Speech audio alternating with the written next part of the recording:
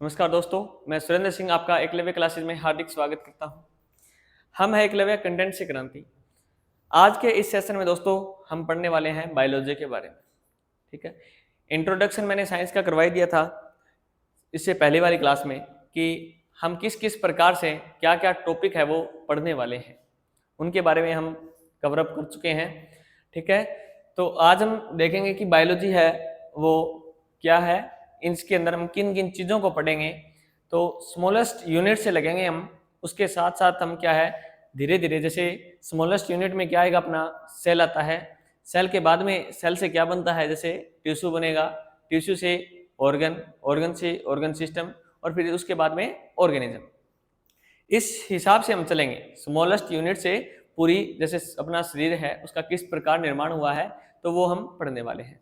और इसके साथ ही मैं दोस्तों आपको बता देना चाहता हूं कि जैसे हमने थ्योरी की क्लास कवर अप कर रहे हैं, उसी के साथ में ये नहीं है कि साइंस का सब्जेक्ट ही बता रहा हूं मैं आपको। जितने भी हमारे सब्जेक्ट है जो डाले जा रहे हैं लाइव क्लासेस में, ठीक है, तो उनमें थ्योरी की हमारी अलग सीरीज बनी हुई है। और उसी के साथ में जिस भी टॉपिक का, जैसे थ्योरी की जो क्लास कंप्लीट होती है, उसी के साथ में उसी टॉपिक की एमसीक्यू की सीरीज है वो भी लगातार आ रही है। तो जो बच्चे तैयारी कर रहे हैं, जिनका थ्योरी अभी तक कंप्लीट नहीं हुई है, तो वो थ्योरी की क्लास लगाएं। और साथ में आपको क्या करना है कि जिन बच्चों ने पहले कहीं से तैयारी की हुई है, वो थ्योरी की क्लास लगाना नहीं चाहते, तो वो एमसीक्यू की सीरीज के जरिए अपनी तैयारी है वो निरंतर रख सकते हैं। ठीक है, तो जो एमसीक्यू की सीरीज होगी उसमें हमने जो क्वेश्चन डाले हैं वो किस हिसाब से क्वेश्चन डाले हैं, तो वो हमने डाले हैं जितने भी हमारे जो प्रीवियस ईयर के जो क्वेश्चन आए हुए हैं, यानी जो मैक्सिमम बार जो कम्पिटिटिव जो एग्जाम होता है उसमें जो रिपीटेड जो क्वेश्चन है उनको हमने जो एमसीक्यू की सीरीज है उसमें डाला है। तो वो आप सभी बच्चे जैसे ही देखोगे क्लास, तो उसमें आपको पता चल जाएगा कि कौन से जो क्वेश्चन है वो इंपॉर्टेंट है, या जो आगामी जो अपने एग्जाम आने वाले हैं, जैसे रेलवे के जो एग्जाम है, जैसे अभी एलपी के जो फार्म फिलअप हो गए हैं, टेक्नीशियन के फार्म फिलअप हो गए हैं, तो आगे किस किस चीजों के फार्म आएंगे, जैसे आरपीएफ कांस्टेबल है, एसआई है, उनके भी तो एग्जाम होने हैं, उनके भी फार्म फिलअप होंगे, एनटीपीसी के भी फार्म फिलअप होंगे, ठीक है, और ग्रुप डी के भी फार्म फिलअप होंगे। तो जितने भी अपने आगामी एग्जाम हैं, जैसे एसएससी के एग्जाम होते हैं, सीएचएसएल है, एमटीएस है, सीजीएल है, उन जिनके अंदर भी जीके वगैरह आएगी, साइंस आएगी, तो उनके पॉइंट ऑफ व्यू से जो इंपॉर्टेंट क्वेश्चन बनते हैं उन सभी के बारे में हम चर्चा करेंगे। ठीक है, तो चलिए दोस्तों स्टार्ट करते हैं। आज का अपना रहने वाला है बायोलॉजी के बारे में। ठीक है, जो बायोलॉजी है, यानी बायोलॉजी को हम हिंदी में क्या बोलते हैं, जीव विज्ञान। ठीक है दोस्तों, हम है ना करने वाले हैं इसमें बाइलिंगुअल तरीके से, यानी हिंदी और इंग्लिश दोनों में साथ साथ चलेगा। ठीक है, कुछ चीजें ऐसी टर्म होती हैं जिनको क्या है डायरेक्ट इंग्लिश से ट्रांसलेट कर दिया जाता है। ठीक है, तो वो आपको ध्यान में रखनी है, वो मैं आपको बता दूंगा। और जो भी चीज यहाँ पे इंपॉर्टेंट होंगी उसको आपको नोट भी करना होगा, वहां पे मैं आपको क्या है स्टार भी लगवा दूंगा दोस्तों। ठीक है, और जो ऑनलाइन वाले जो बच्चे हैं वो अपने है ना कमेंट करते रहिए, मैं देख रहा हूं आपके कोई भी डाउट है तो उसको मैं आपका क्लियर कर दूंगा यहाँ पे।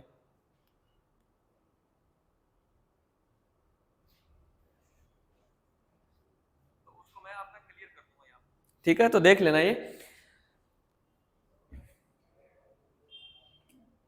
अपना स्टार्टिंग होता है बायोलॉजी से, यानी जीव विज्ञान। ठीक है, तो जीव विज्ञान का मतलब क्या है दोस्तों, तो क्या मतलब होता है बायोलॉजी का, क्या मतलब होता है दोस्तों, तो ये दो शब्दों से मिलकर बना है। किस किस से, एक तो होता है अपना बायोस प्लस में लोगस। ठीक है, बायोस प्लस लोगस, ये दो शब्दों के मेल से बना हुआ शब्द है। ठीक है, और इसका मतलब क्या होता है, बायोस का मतलब होता है दोस्तों जीव, यानी जीवन, या इसको बोल सकते हैं हमें लाइफ, क्या बोल सकते हैं, लाइफ। ठीक है, इसका क्या बोल सकते हैं, बायोस का मतलब होता है दोस्तों जीवन या लाइफ यानी जिंदगी। ठीक है, और पीछे जो शब्द लगा हुआ है लोगस, इसका मतलब होता है दोस्तों स्टडी करना। क्या करना, स्टडी करना यानी अध्ययन करना। लॉजी, जिस भी शब्द के पीछे आपको लिखा हुआ मिल जाए तो उसका मतलब है उससे सामने वाला जो शब्द है उसका क्या किया जा रहा है दोस्तों, अध्ययन किया जा रहा है। ठीक है, तो बायोलॉजी का मतलब है दोस्तों यहाँ पे कि जीवन की स्टडी करनी, या जो जीवित जो चीजें हैं, सजीव जो प्रणाली है उनका क्या करना, अध्ययन करना, जितनी भी सजीव जो संरचनाएं हैं उनका अध्ययन करना क्या कहलाता है दोस्तों, बायोलॉजी कहलाता है। यानी बायोलॉजी के अंदर हम उन चीजों को क्या करते हैं, कवर अप करते हैं। तो सबसे पहले हमें बायोलॉजी के बारे में किसने बताया था, तो सबसे पहले हमें बायोलॉजी के बारे में किसने बताया दोस्तों, तो अरस्तु ने। किसने बताया है, अरस्तु ने हमें बताया था। ये एक यूनानी ग्रीक क्या थे दोस्तों, दार्शनिक थे, जिन्होंने हमें सबसे पहले किसके बारे में बताया था, बायोलॉजी के बारे में बताया है, यानी जीव विज्ञान के बारे में हमें बताया था। तो ये आपको ध्यान में रखना है, ठीक है। ज्यादा से ज्यादा बच्चों इस सेशन को शेयर कर दें, ताकि जो भी बच्चे हैं, जरूरतमंद बच्चे हैं जिनको तैयारी करनी है, उनके ये काम आ सके, ठीक है। ज्यादा से ज्यादा इसको सेशन को शेयर करें।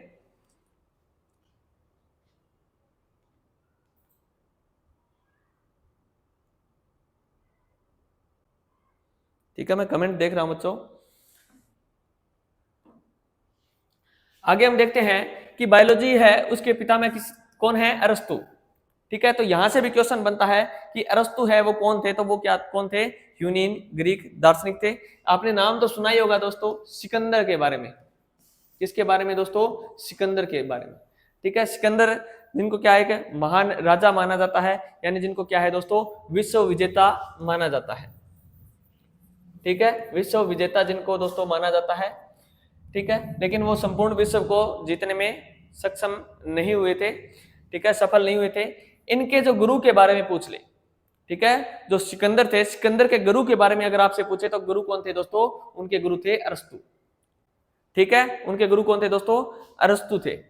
आगे आता है दोस्तों कि बायोलॉजी है वो क्या चीज है, तो क्या है दोस्तों, scientific study of different structures of organism and their evolution, growth and environment. यानी उन चीजों का अध्ययन करना, किन किन चीजों का दोस्तों, किन किन चीजों का अध्ययन करना है, ऑर्गेनिजम्स जितने भी जीव है उनकी आकृति है वो किस प्रकार होती है, उनके अंदर जो इवोल्यूशन है, ठीक है, उनका विकास है, ग्रोथ है, ठीक है, यानी वो किस किस प्रकार अपना विकास कर रहे हैं। ठीक है, और इन्वायरमेंट से संबंधित यानी पर्यावरण से संबंधित उसके क्या है, अध्ययन करना। ठीक है, कि किस किस प्रकार जो जीव है वो क्या है, अध्ययन करते हैं उनके बारे में, कि उनकी जो ग्रोथ हुई है वो किस प्रकार हुई है, कोई जो जीव बना है वो किस प्रकार बना है, सबसे पहले क्या चीज आई, उसके बाद में जो जीव बना उसमें क्या क्या परिवर्तन आए, यानी जब से किसी जीव ने अपना जीवन स्टार्ट किया और मृत्यु तक उसमें क्या क्या परिवर्तन आए, तो उन चीजों के बारे में हम बायोलॉजी के अंदर पढ़ने वाले हैं। ठीक है, और आपसे पूछा जा सकता है कि बायोलॉजी है वो किस भाषा का शब्द है, तो किस भाषा का शब्द है दोस्तों, ग्रीक भाषा का वो शब्द है, ये आपको नोट करना है। ठीक है, बायोलॉजी यानी जीव विज्ञान है दोस्तों, वो किस भाषा का शब्द है, तो किस भाषा का शब्द है दोस्तों, ग्रीक भाषा का शब्द है। पूजा गोदारा, नमस्कार सर जी, नमस्कार जी, नमस्कार। ठीक है, सेशन को शेयर कर दो दोस्तों जल्दी से जल्दी।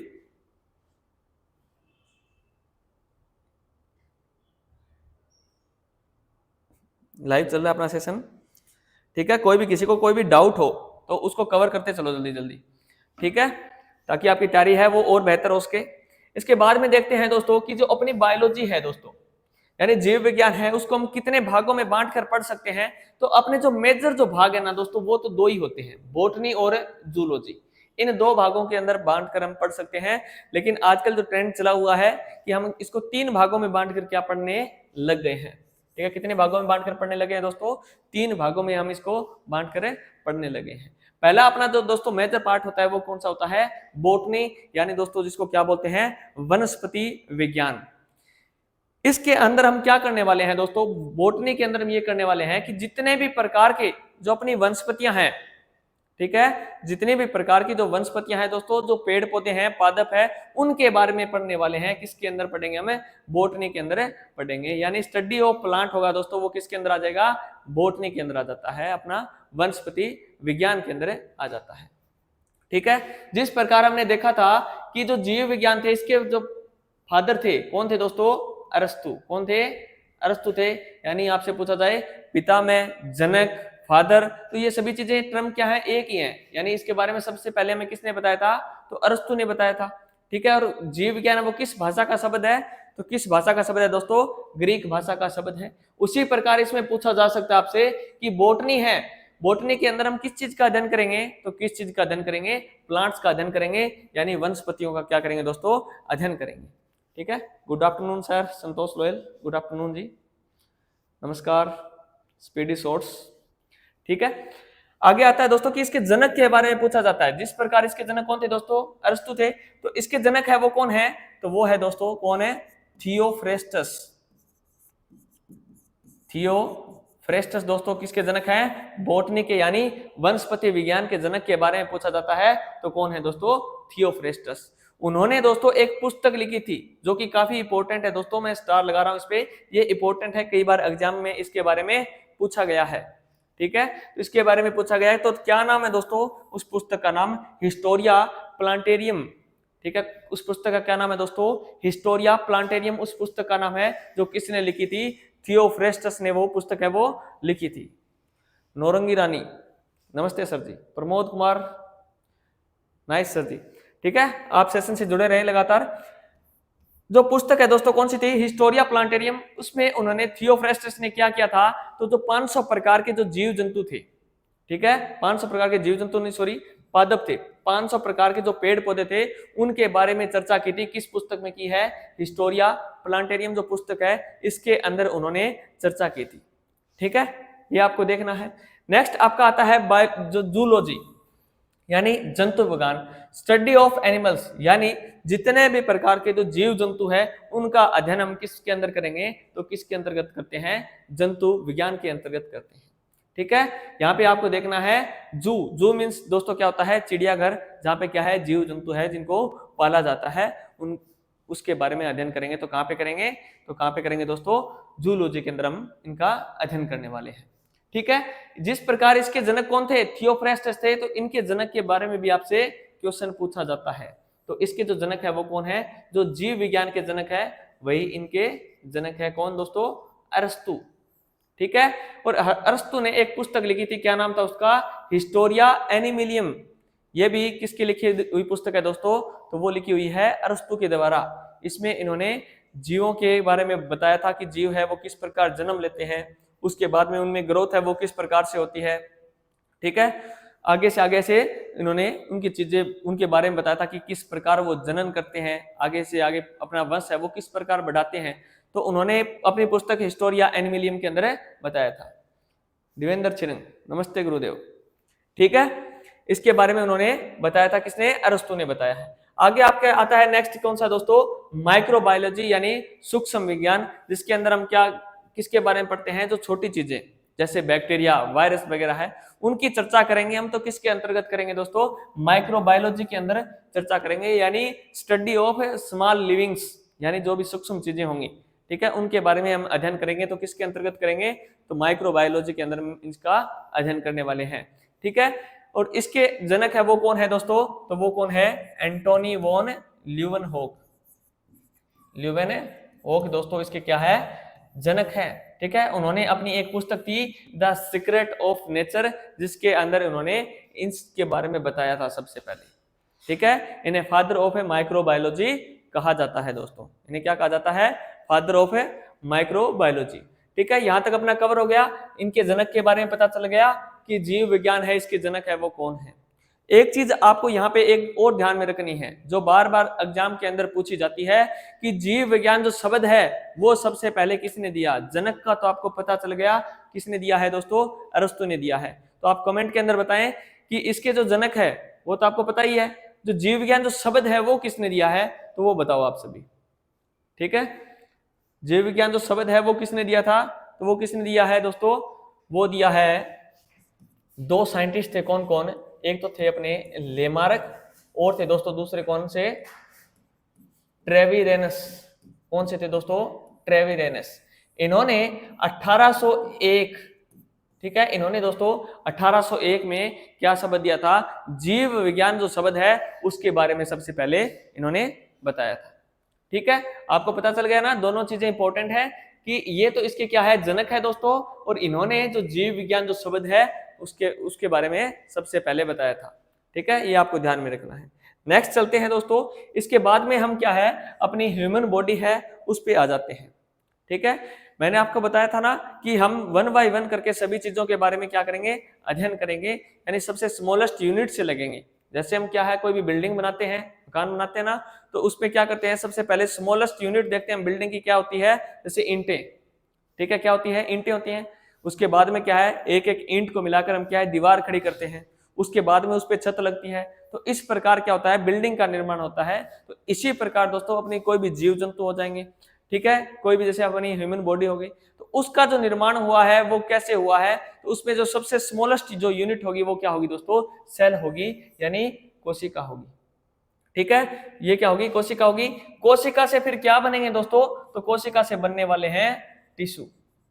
क्या बनने वाले हैं दोस्तों, टिश्यू, यानी उनको क्या बोलेंगे हमें, उत्तक, ठीक है। और उत्तक के बाद में दोस्तों क्या चीज बनेगा अपना, ऑर्गन, ठीक है, क्या बनने वाला है, ऑर्गन, यानी दोस्तों अंग, ये आपको ध्यान में रखना है, ठीक है। अंग, सबसे स्मॉलेस्ट यूनिट क्या है, कोशिका है, यानी जब एक कोशिका होगी तो उसको हम कोशिका बोल दिया। जब कोशिकाओं का एक ग्रुप होगा, समूह होगा, तो उसको हम क्या बोलेंगे दोस्तों, तो उसको बोलेंगे हमें टिश्यू, यानी समान कोशिकाओं के समूह को क्या बोलते हैं दोस्तों, टिश्यू बोलेंगे। और कई सारे टिश्यू मिलकर फिर किस चीज का निर्माण करेंगे, ऑर्गन का निर्माण करेंगे, यानी अंग का दोस्तों क्या करेंगे, निर्माण करेंगे। और उस ऑर्गन के बाद में दोस्तों क्या बनेगा अपना, ऑर्गन सिस्टम, क्या बनेगा दोस्तों, ऑर्गन सिस्टम, यानी अंग तंत्र, क्या बनेगा दोस्तों, अंग तंत्र, ठीक है। और अंग तंत्र के बाद में क्या बनेगा, अंग तंत्र में क्या क्या चीजें आ जाएगी, जैसे रेस्पिरेटरी सिस्टम है अपना, डाइजेस्टिव सिस्टम है, ठीक है, ये सभी चीजें किसमें आ रही है, अपने ऑर्गन सिस्टम के अंतर्गत आ रही है। यानी पहले कोई अंग हो जाएगा, जैसे ह्यूमन ईयर है, ह्यूमन आई है, ये तो अंग है, ठीक है। और ये अंगों का जब एक जैसे तालमेल बन जाए, जैसे माउथ हो गया, ठीक है, माउथ हो गया, स्टमक हो गया, इंटेस्टाइन हो गया, तो ये सभी अंग है जो एक साथ अगर फंक्शनिंग करते हैं, एक साथ जब मिलकर कार्य करेंगे, तो इनको क्या बोलते हैं, हमें अंग तंत्र बोलते हैं, यानी ऑर्गन, इनको सिस्टम बोला जाता है। और अंग तंत्र दोस्तों फिर आगे किस चीज का निर्माण करेगा, तो किस चीज का निर्माण करता है, ऑर्गेनिज्म का दोस्तों क्या करता है, निर्माण करता है, यानी जो क्या है, संपूर्ण जो शरीर है उसका निर्माण हो जाएगा दोस्तों। उसके बाद में क्या हो जाएगा, संपूर्ण शरीर का क्या हो जाता है, निर्माण हो जाता है। तो ये आपको ध्यान में रखना है। तो हम अब पढ़ने वाले हैं दोस्तों किसके बारे में, सेल के बारे में पढ़ने वाले हैं, यानी कोशिका के बारे में हम इसमें चर्चा करेंगे। तो ये आपको ध्यान में रखना है, ठीक है, इतना आ गया ना समझ में। अब हम किसके बारे में चर्चा करेंगे दोस्तों, स्मॉलेस्ट जो अपनी यूनिट है, तो उसके बारे में हम चर्चा करेंगे, ठीक है। सबसे पहले हमें पता होना चाहिए कि जब हम कोशिका का अध्ययन करेंगे तो वो किसके अंतर्गत करेंगे, किस ब्रांच के अंतर्गत करेंगे, या जो अध्ययन करना है वो क्या कहलाता है, तो क्या कहलाता है, तो वो कहलाता है दोस्तों साइटोलॉजी। क्या कहलाता है दोस्तों, साइटोलॉजी, क्या कहलाएगा, साइटोलॉजी कहलाएगा, ठीक है, क्या कहलाएगा दोस्तों, साइटोलॉजी कहलाएगा। या अगर ये ऑप्शन में नहीं है, साइटोलॉजी अगर ऑप्शन में नहीं है, तो आपको दूसरा ऑप्शन में क्या मिलेगा दोस्तों, सेल बायोलॉजी। क्या मिलेगा, सेल बायोलॉजी, ठीक है, उसको क्या बोलेंगे दोस्तों, हम सेल बायोलॉजी को बोलेंगे, यानी कि कोशिका का अध्ययन करना। डायरेक्ट क्वेश्चन आता है दोस्तों, ये काफी बार रिपीट हुआ क्वेश्चन है कि आपसे पूछा जाता है कि कोशिका का अध्ययन करना क्या कहलाता है, तो क्या कहलाता है दोस्तों, साइटोलॉजी कहलाता है, ठीक है। मुकेश बेनीवाल जी, गुरु जी, ठीक है, क्या कहलाता है, साइटोलॉजी कहलाता है, ये आपको ध्यान में रखना है। या उसको क्या बोलेंगे, हमें सेल बायोलॉजी बोलेंगे, ठीक है। ये क्वेश्चन ये मत सोचो कि साइंस की जो दृष्टि से इंपॉर्टेंट है, ये रीजनिंग के अंदर भी आता है आपका क्वेश्चन, ये भी आपको ध्यान में रखना है, ठीक है। किस प्रकार से आएगा मैं आपको बता देता हूं। जैसे एक तरफ है कोशिका का अध्ययन, ठीक है, इस प्रकार लिख दिया कोशिका का अध्ययन, आगे इस प्रकार से लिखा हुआ मिलेगा आपको, जैसे साइटोलॉजी, फिर ठीक है, फिर आगे आपको जैसे क्या मिल सकता है, जैसे हृदय का अध्ययन, फिर आपके आगे क्या है, जैसे इस प्रकार से खाली छोड़ दिया जाएगा।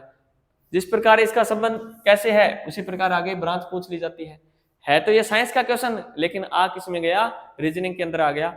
लेकिन फिर भी आपको ये ध्यान में होना चाहिए, ये ब्रांच है ना, जो ब्रांचेस नेम है, वैसे तो हम साथ साथ में बताते चल रहे हैं। और जैसे अपना सिलेबस कंप्लीट हो जाएगा, तो मैंने इंट्रोडक्शन में बताया था, किसी बच्चे ने अगर इंट्रोडक्शन वाली क्लास नहीं देखी है कि हम क्या क्या करवाएंगे अपने चैनल पे, तो वो पहले इंट्रोडक्शन वाली क्लास देख लें, कि क्या क्या हम करवाने वाले हैं। ठीक है, उसके बाद में ये क्लास से देखोगे तो आपको ज्यादा अच्छे से समझ में आने वाला है। ठीक है, तो उसमें मैंने बताया है कि जो इस प्रकार की जो विभिन्न टर्म्स होगी तो उनका हम जिक्र है वो सिलेबस के बाद में करेंगे, जैसे अपना सिलेबस है वो कंप्लीट हो जाता है उसके बाद में। ठीक है, अध्ययन करना क्या कहलाता है अपना, साइटोलॉजी यानी सेल बायोलॉजी कहलाता है। और ये क्या है, अपने शरीर की मूलभूत भौतिक इकाई है, यानी आपसे पूछा जाए fundamental unit of our body क्या है दोस्तों, तो क्या होती है वो फंडामेंटल यूनिट क्या है अपने शरीर की, तो वो है सेल है, कोशिका है। ठीक है, दूसरी दोस्तों क्या है, ये अपने शरीर की संरचनात्मक क्या है दोस्तों, संरचनात्मक और कार्यात्मक इकाई अगर बात करें दोस्तों तो वो कौन सी है, वो भी कौन सी है दोस्तों, सेल है। ठीक है, यानी स्ट्रक्चरल एंड फंक्शनल यूनिट आपसे पूछे तो वो कौन सी है दोस्तों, वो सेल है। इसका मतलब क्या होता है दोस्तों, संरचनात्मक का मतलब क्या है कि अपने शरीर को संरचना देना, आकार देना दोस्तों। ठीक है, अपने शरीर की जो बनावट है वो किसके कारण हो पाई है, किसके कारण संभव हो पाई है, तो किसके कारण हो पाई है दोस्तों, कोशिका के कारण हो पाई है। ठीक है, अपने शरीर को जो स्ट्रक्चर देने का जो कार्य किया है, यानी संरचना देने का जो कार्य किया है दोस्तों, तो वो किसने किया है, वो कोशिका ने किया है। ठीक है, और जो कार्यात्मक, यहां से आप क्या समझते हो, यानी कार्य करने की क्षमता, अपनी बॉडी के अंदर जो क्या है कार्य करने की जो क्षमता देता है हमें, वो कौन देता है, तो वो देता है सेल। ठीक है, यानी जो एनर्जी जो स्टोर होती है तो वो कौन कौन करता है दोस्तों, एनर्जी स्टोर कौन करता है, वो भी सेल करता है। रिकॉर्ड कर दो, उसके साथ में जुड़ कौन जाएगा क्या, जो लाइव हुई है उसके साथ में।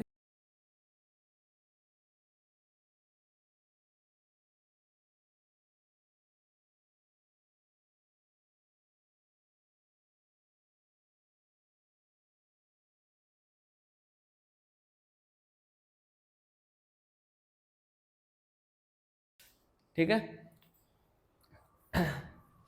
तो उसके साथ में हम देखते हैं दोस्तों क्या, कि जो स्ट्रक्चरल एंड फंक्शनल यूनिट का आपको समझ में आ गया कि अपने शरीर को जो कार्य करने की जो क्षमता प्रदान करता है तो वो कौन करता है दोस्तों, तो वो करता है हमें सेल।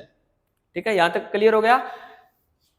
सेल शब्द का सबसे पहले जो प्रयोग किया था, यानी साइटोलॉजी शब्द है उसका प्रयोग है सबसे पहले किसने किया था, तो वो साइंटिस्ट कौन थे, हार्टविग। कौन थे दोस्तों, हार्टविग वो साइंटिस्ट थे जिन्होंने किसका प्रयोग किया था दोस्तों, सेल शब्द का, यानी साइटोलॉजी शब्द है उसका प्रयोग किया था। लेकिन आपको यह भी ध्यान में रखना है कि साइटोलॉजी आपसे पूछ लिया जाए फादर ऑफ साइटोलॉजी है वो किसे कहा जाता है, वो कौन है, तो वो कौन है दोस्तों, रॉबर्ट हुक। कौन है दोस्तों, रॉबर्ट हुक है। इनको क्या कहा जाता है, फादर ऑफ साइटोलॉजी कहा जाता है, यानी कोशिका विज्ञान है उसके जनक आपसे पूछ ले तो वो कौन है दोस्तों, तो वो है रॉबर्ट हुक। ये आपको ध्यान में रखना है। ठीक है, वो कौन है दोस्तों, रॉबर्ट हुक है। इन्होंने सबसे पहले किसके बारे में बताया था, तो किसके बारे में बताया दोस्तों, कोशिका विज्ञान के बारे में इन्होंने सबसे पहले बताया था। इनके बारे में भी हम आगे चर्चा करेंगे। आपसे ये भी इंपॉर्टेंट है दोस्तों, ये भी नोट कर लेना, ये काफी डीप वाले क्वेश्चन है। ठीक है, जो स्पेशल साइंस के एग्जाम होते हैं, जैसे लेबोरेटरी अटेंडेंट का एग्जाम है, ठीक है, स्पेशल साइंस फील्ड के जो एग्जाम है उनके बारे में ध्यान में रखना आपको। उसमें इस प्रकार के क्वेश्चन आते हैं, क्या क्वेश्चन आएगा कि आधुनिक साइटोलॉजी, ये तो साइटोलॉजी के पिता में है दोस्तों, अगर आपसे पूछा जाए आधुनिक यानी मॉडर्न साइटोलॉजी के पिता में आपसे पूछा जाए तो कौन है दोस्तों, कार्ल पी स्वानसन। ये आपको ध्यान में रखना है, आधुनिक साइटोलॉजी के पिता में कौन है दोस्तों, कार्ल पी स्वानसन यानी मॉडर्न साइटोलॉजी। और भारतीय कोशिका विज्ञान यानी इंडियन साइटोलॉजी के पिता में कौन है दोस्तों, तो कौन है, अरुण कुमार शर्मा। ठीक है, तो ये तीनों काफी इंपॉर्टेंट क्वेश्चन है, ये भी आपको ध्यान में रखने हैं, कई बार पूछे भी गए हैं कि भारतीय साइटोलॉजी है इसके पिता में कौन है दोस्तों, इंडियन साइटोलॉजी के अरुण कुमार शर्मा। ठीक है, यहां तक क्लियर हो गया ना। अब आगे बढ़ते हैं। आगे अपना कि जैसे हमने कहा कि साइटोलॉजी के पिता में, ठीक है, साइटोलॉजी के पिता में कौन थे दोस्तों, रॉबर्ट हुक। कौन थे दोस्तों, रॉबर्ट हुक। तो रॉबर्ट हुक को फादर ऑफ साइटोलॉजी क्यों कहा गया, तो क्यों कहा गया था दोस्तों, क्योंकि इन्होंने सबसे पहले कोशिका के बारे में हमें अवगत कराया था, यानी कोशिका के बारे में हमें सबसे पहले किसने बताया है दोस्तों, तो किसने बताया था, रॉबर्ट हुक ने बताया था। ठीक है। और बताया कब था दोस्तों, तो ये भी आपको ध्यान में रखना है, 1665 में। 1665 में इन्होंने सबसे पहले कोशिका के बारे में बताया था। और वो कोशिका थी, वो किस प्रकार की कोशिका थी, जीवित थी दोस्तों या मृत थी, तो किस प्रकार की कोशिका थी दोस्तों, वो मृत कोशिका थी। ठीक है, वो डेड सेल थी। डेड सेल के बारे में सबसे पहले हमें किसने बताया था, तो किसने बताया था, रॉबर्ट हुक ने। ठीक है, रॉबर्ट हुक ने दोस्तों क्या किया था, एक वृक्ष की छाल को लिया। किसको लिया था दोस्तों, वृक्ष की छाल। ठीक है, किसको दोस्तों, वृक्ष की छाल, या जिसको क्या बोल सकते हो आप, बारक of tree. Barak of tree, जिसको लिया था किसने, रॉबर्ट हुक ने। और इन्होंने दोस्तों अपने द्वारा बनाए गए सूक्ष्मदर्शी के नीचे उस छाल को रखा और उसके ऊपर क्या किया दोस्तों, अध्ययन किया। जब उन्होंने अध्ययन करना आरंभ किया दोस्तों, तो उन्हें पूछा जाता है कि जो संरचना दिखी थी, तो वो किस प्रकार की संरचना दिखी थी दोस्तों, किस प्रकार की संरचना दिखी थी, मधुमक्खी के छत्ते के समान दोस्तों। मधुमक्खी के दोस्तों छत्ते के समान उन्हें ये संरचना दिखाई दी थी। देखो इस प्रकार से, ये क्या है, मधुमक्खी का छत्ता है, जिसको इंग्लिश में क्या बोलते हैं दोस्तों, हनीकॉम। हनी कॉम जैसी स्ट्रक्चर है, आकृति है, वो दिखी थी दोस्तों इस प्रकार से। ठीक है, मधुमक्खी के छत्ते के समान। अगर ये ऑप्शन में नहीं होगा तो दूसरा आपको क्या मिलेगा दोस्तों, ये क्या है, एक तरीके से कमरे से कमरे बने हुए ना, रूम्स की तरह। तो क्या दिखा था उनको, रूम्स लाइक स्ट्रक्चर। पूछा जाए कि उन्हें किस प्रकार की आकृति दिखी थी, पहले तो ये मिल जाएगा आपको ऑप्शन में कि छत्ते के समान। अगर ये ऑप्शन में नहीं है तो दूसरा आपको ऑप्शन में क्या मिलेगा, क्या मिलेगा दोस्तों, रूम लाइक स्ट्रक्चर है, वो उन्हें दिखाई दी थी। ठीक है, तो ये आपको देखना है। इसके बारे में इन्होंने चर्चा है वो कहां पे की है दोस्तों, तो इसके बारे में पूछा जाता है तो इन्होंने माइक्रोग्राफिया, उनके द्वारा लिखी गई दोस्तों एक पुस्तक है। ठीक है, रॉबर्ट हुक ने दोस्तों एक पुस्तक लिखी थी, कौन सी, माइक्रोग्राफिया, जिसके अंदर इन्होंने जो सेल है उसके बारे में दोस्तों क्या की है, चर्चा की है, उसके बारे में उन्होंने इसमें बताया है। ये आपको ध्यान में रखना है। ठीक है, तो मृत कोशिका की खोज के बारे में आपको पता चल गया ना। ठीक है, तो अब आपको पता होना चाहिए दोस्तों किसके बारे में, जीवित कोशिका के बारे में। किसके बारे में पता होना चाहिए, जीवित कोशिका के बारे में। यानी मृत की तो खोज कर दी है, किसने की है, रॉबर्ट हुक ने। रॉबर्ट हुक ने खोज की है ना दोस्तों। तो जीवित की खोज किसने की है, तो वो की है ल्यूवेनहोक ने। ल्यूवेनहोक, या दोस्तों क्या लिखा हुआ मिलेगा आपको, एंटोनी वॉन ल्यूवेनहोक। ठीक है, एंटोनी वॉन ल्यूवेनहोक। एंटोनी वॉन ल्यूवेनहोक ने दोस्तों सबसे पहले हमें किसके बारे में बताया था, तो किसके बारे में बताया है, जीवित कोशिका के बारे में सबसे पहले बताया था। ठीक है, ये आपको ये ध्यान में रखना है। जिस प्रकार रॉबर्ट हुक ने जो मृत कोशिका की खोज की थी, तो उन्होंने जो सब्सटेंस लिया था, पदार्थ लिया था, वो क्या लिया था, वृक्ष की छाल ली थी। तो यहाँ पे भी आपसे पूछा जा सकता है कि इन्होंने जब जीवित कोशिका की खोज की थी तो इनके पास क्या सब्सटेंस था, क्या पदार्थ था, तो इनके पास क्या था दोस्तों, तालाब का जल। तालाब का जल दोस्तों, उस पे उन्होंने एक कंटेनर के अंदर तालाब का जल लिया और उन्होंने इस प्रकार की उसमें कुछ तैरती हुई संरचनाएं देखी। उसमें उन्होंने दोस्तों क्या देखा, तैरती हुई संरचनाएं देखी थी। फिर उन्होंने इसके बारे में चर्चा की कि ये कुछ ना कुछ लिविंग चीज है। ठीक है, और इसको उन्होंने क्या दिया दोस्तों, एक नाम दिया। क्या नाम दिया था दोस्तों, एनिमिकुलस। क्या नाम दिया था दोस्तों, एनिमिकुलस, या कई जगह लिखा हुआ मिलता है दोस्तों हमें टिन्नी एनिमल। क्या नाम लिखा हुआ मिलता है दोस्तों, टिन्नी एनिमल के नाम से इन्हें जाना जाता है, जो उन्होंने ये संरचनाएं देखी। ठीक है, अगर दोस्तों ये ऑप्शन में ना मिले आपको, तालाब के जल के बारे में ना मिले, तो क्या मिल सकता है, कुछ बुक्स के अंदर लिखा हुआ है दोस्तों, क्या लिखा हुआ मिला है कि अपने दांत का सबसे हार्डेस्ट जो होता है, भाग होता है, उसको क्या बोलते हैं दोस्तों, इनेमल बोला जाता है। क्या बोला जाता है, इनेमल। तो कुछ किताबों में लिखा है दोस्तों कि उन्होंने जो जीवित कोशिका है उसको कहां पे पाया था दोस्तों, इनेमल, जो दांत का सबसे हार्डेस्ट पार्ट है उस पे उन्होंने किस कोशिका को पाया था, किस कोशिका को पाया था दोस्तों, जीवित कोशिका को पाया था। ठीक है, ये आपको ध्यान में रखना है। और कब पाया है दोस्तों, ये इंपॉर्टेंट है, सन आपको याद रखनी है, 1674 में। कब दोस्तों, 1674 में इन्होंने किस कोशिका की खोज की, किसकी खोज की है, जीवित कोशिका की खोज की थी। और इन्होंने सबसे पहले छोटे जीवों को देखा था, छोटे जीवों को देखा था। तो वो क्या चीज थी दोस्तों, वो क्या थी, बैक्टीरिया। तो आपसे पूछा जा सकता है कि बैक्टीरिया के खोजकर्ता कौन है दोस्तों, तो बैक्टीरिया के खोजकर्ता कौन है, तो वो है दोस्तों एंटोनी वॉन लीवनहोक, ठीक है। और वायरस के आपसे पूछ ले तो कौन है दोस्तों, इवोन्स्की, ठीक है। दोनों आपको ध्यान में रखनी है, बैक्टीरिया के कौन है, ल्यूवेनहोक है, और वायरस के कौन है दोस्तों, इवोन्स्की, ठीक है। इन्होंने दोस्तों स्पर्म सेल यानी शुक्राणु कोशिका की भी खोज की है। इन्होंने स्पर्म सेल यानी शुक्राणु कोशिका की खोज भी किसने की है दोस्तों, तो वो किसने की है, लीवनहोक ने की है। और आरबीसी के बारे में भी दोस्तों सबसे पहले किसने बताया था, तो किसने बताया है दोस्तों, वो भी लीवनहोक ने बताया था, ठीक है। जब इन्होंने छोटी छोटी चीजों की खोज कर दी, यानी सूक्ष्म चीजों की खोज की है।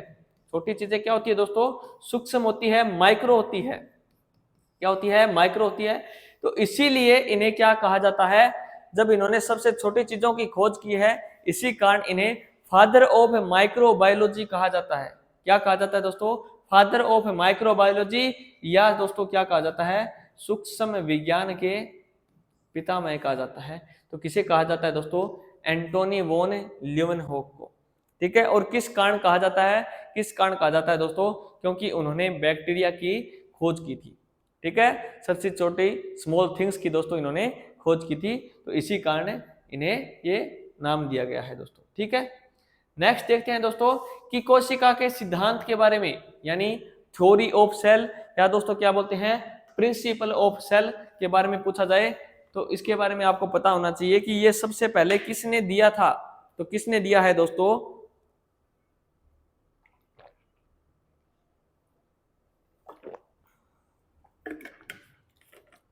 जो थ्योरी ऑफ सेल है दोस्तों, वो किसने दिया है, तो वो दिया है दोस्तों दो साइंटिस्ट थे अपने, कौन से, स्लाइडेन, और दोस्तों दूसरा कौन सा है, समान, ठीक है। इन्होंने दोस्तों एक सेशन था 1838-39 का, 1838-39 के सेशन में दोस्तों जो कोशिका का सिद्धांत है वो दिया गया था, यानी थ्योरी ऑफ सेल है वो दिया गया था। इन्होंने इसके अंदर क्या बताया दोस्तों, इन्होंने जो सिद्धांत दिया, यानी कोशिका का जो सिद्धांत दिया है, इसमें इन्होंने क्या कहा था, इन्होंने क्या कहा है दोस्तों, इन्होंने कहा था कि प्रत्येक जीव की उत्पत्ति है वो किससे होती है, वो किससे होती है दोस्तों, एक कोशिका से होती है।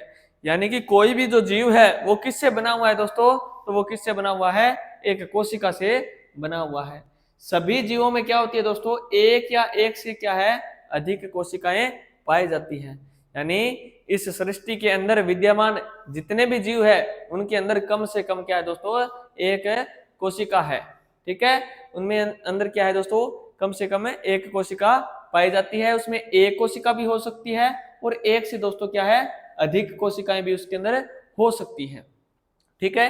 ये इतनी चीजें आपको ध्यान में रखनी है। साथ में दोस्तों आपको क्या ध्यान में रखना है, क्या ध्यान में रखोगे कि इस सिद्धांत को, दो स्टेटमेंट के अनुसार क्वेश्चन आ सकता है कि जो कोशिका का सिद्धांत था उसको आगे किसने बढ़ाया, उसको आगे किसने बढ़ाया, या आपसे क्या पूछा जा सकता है कि कोशिका का नवीनतम जो सिद्धांत है वो क्यों, किसने दिया था, वो किसने दिया था। सबसे पहले आपको यह भी पता होना चाहिए कि कोशिका के सिद्धांत को आगे बढ़ाने का कारण क्या था, क्यों बढ़ाया उसको आगे, या कोशिका का जो नवीनतम सिद्धांत दिया गया था तो वो क्यों दिया गया था। तो वो इसलिए दिया गया था दोस्तों, ये जो साइंटिस्ट थे स्लाइडन और सवान, ये इस बात को बताने में असमर्थ रहे थे कि इनको ये पता नहीं था कि नई कोशिकाएं हैं उनका जो निर्माण होता है वो किससे होता है, ठीक है। इनको ये मालूम नहीं था कि जो नई कोशिकाएं हैं उनकी उत्पत्ति है वो किससे होती है। तो इसके बारे में किसने बताया था दोस्तों, तो एक साइंटिस्ट थे, कौन है, विर्चो, एक साइंटिस्ट थे दोस्तों, कौन है, विर्चो नाम के दोस्तों एक साइंटिस्ट थे जिन्होंने इस कोशिका सिद्धांत को आगे बढ़ाया था, ठीक है। और इन्होंने जब इस सिद्धांत को आगे बढ़ाया तो इन्होंने क्या बताया था दोस्तों, तो इन्होंने बताया था दोस्तों कि नई कोशिका है ना, उसका निर्माण है वो किससे होता है? नई कोशिका का निर्माण होता है दोस्तों। किससे? पूर्ववर्ती कोशिका से। किससे होता है दोस्तों? पूर्ववर्ती कोशिका से क्या होता है? नई कोशिका का निर्माण होता है।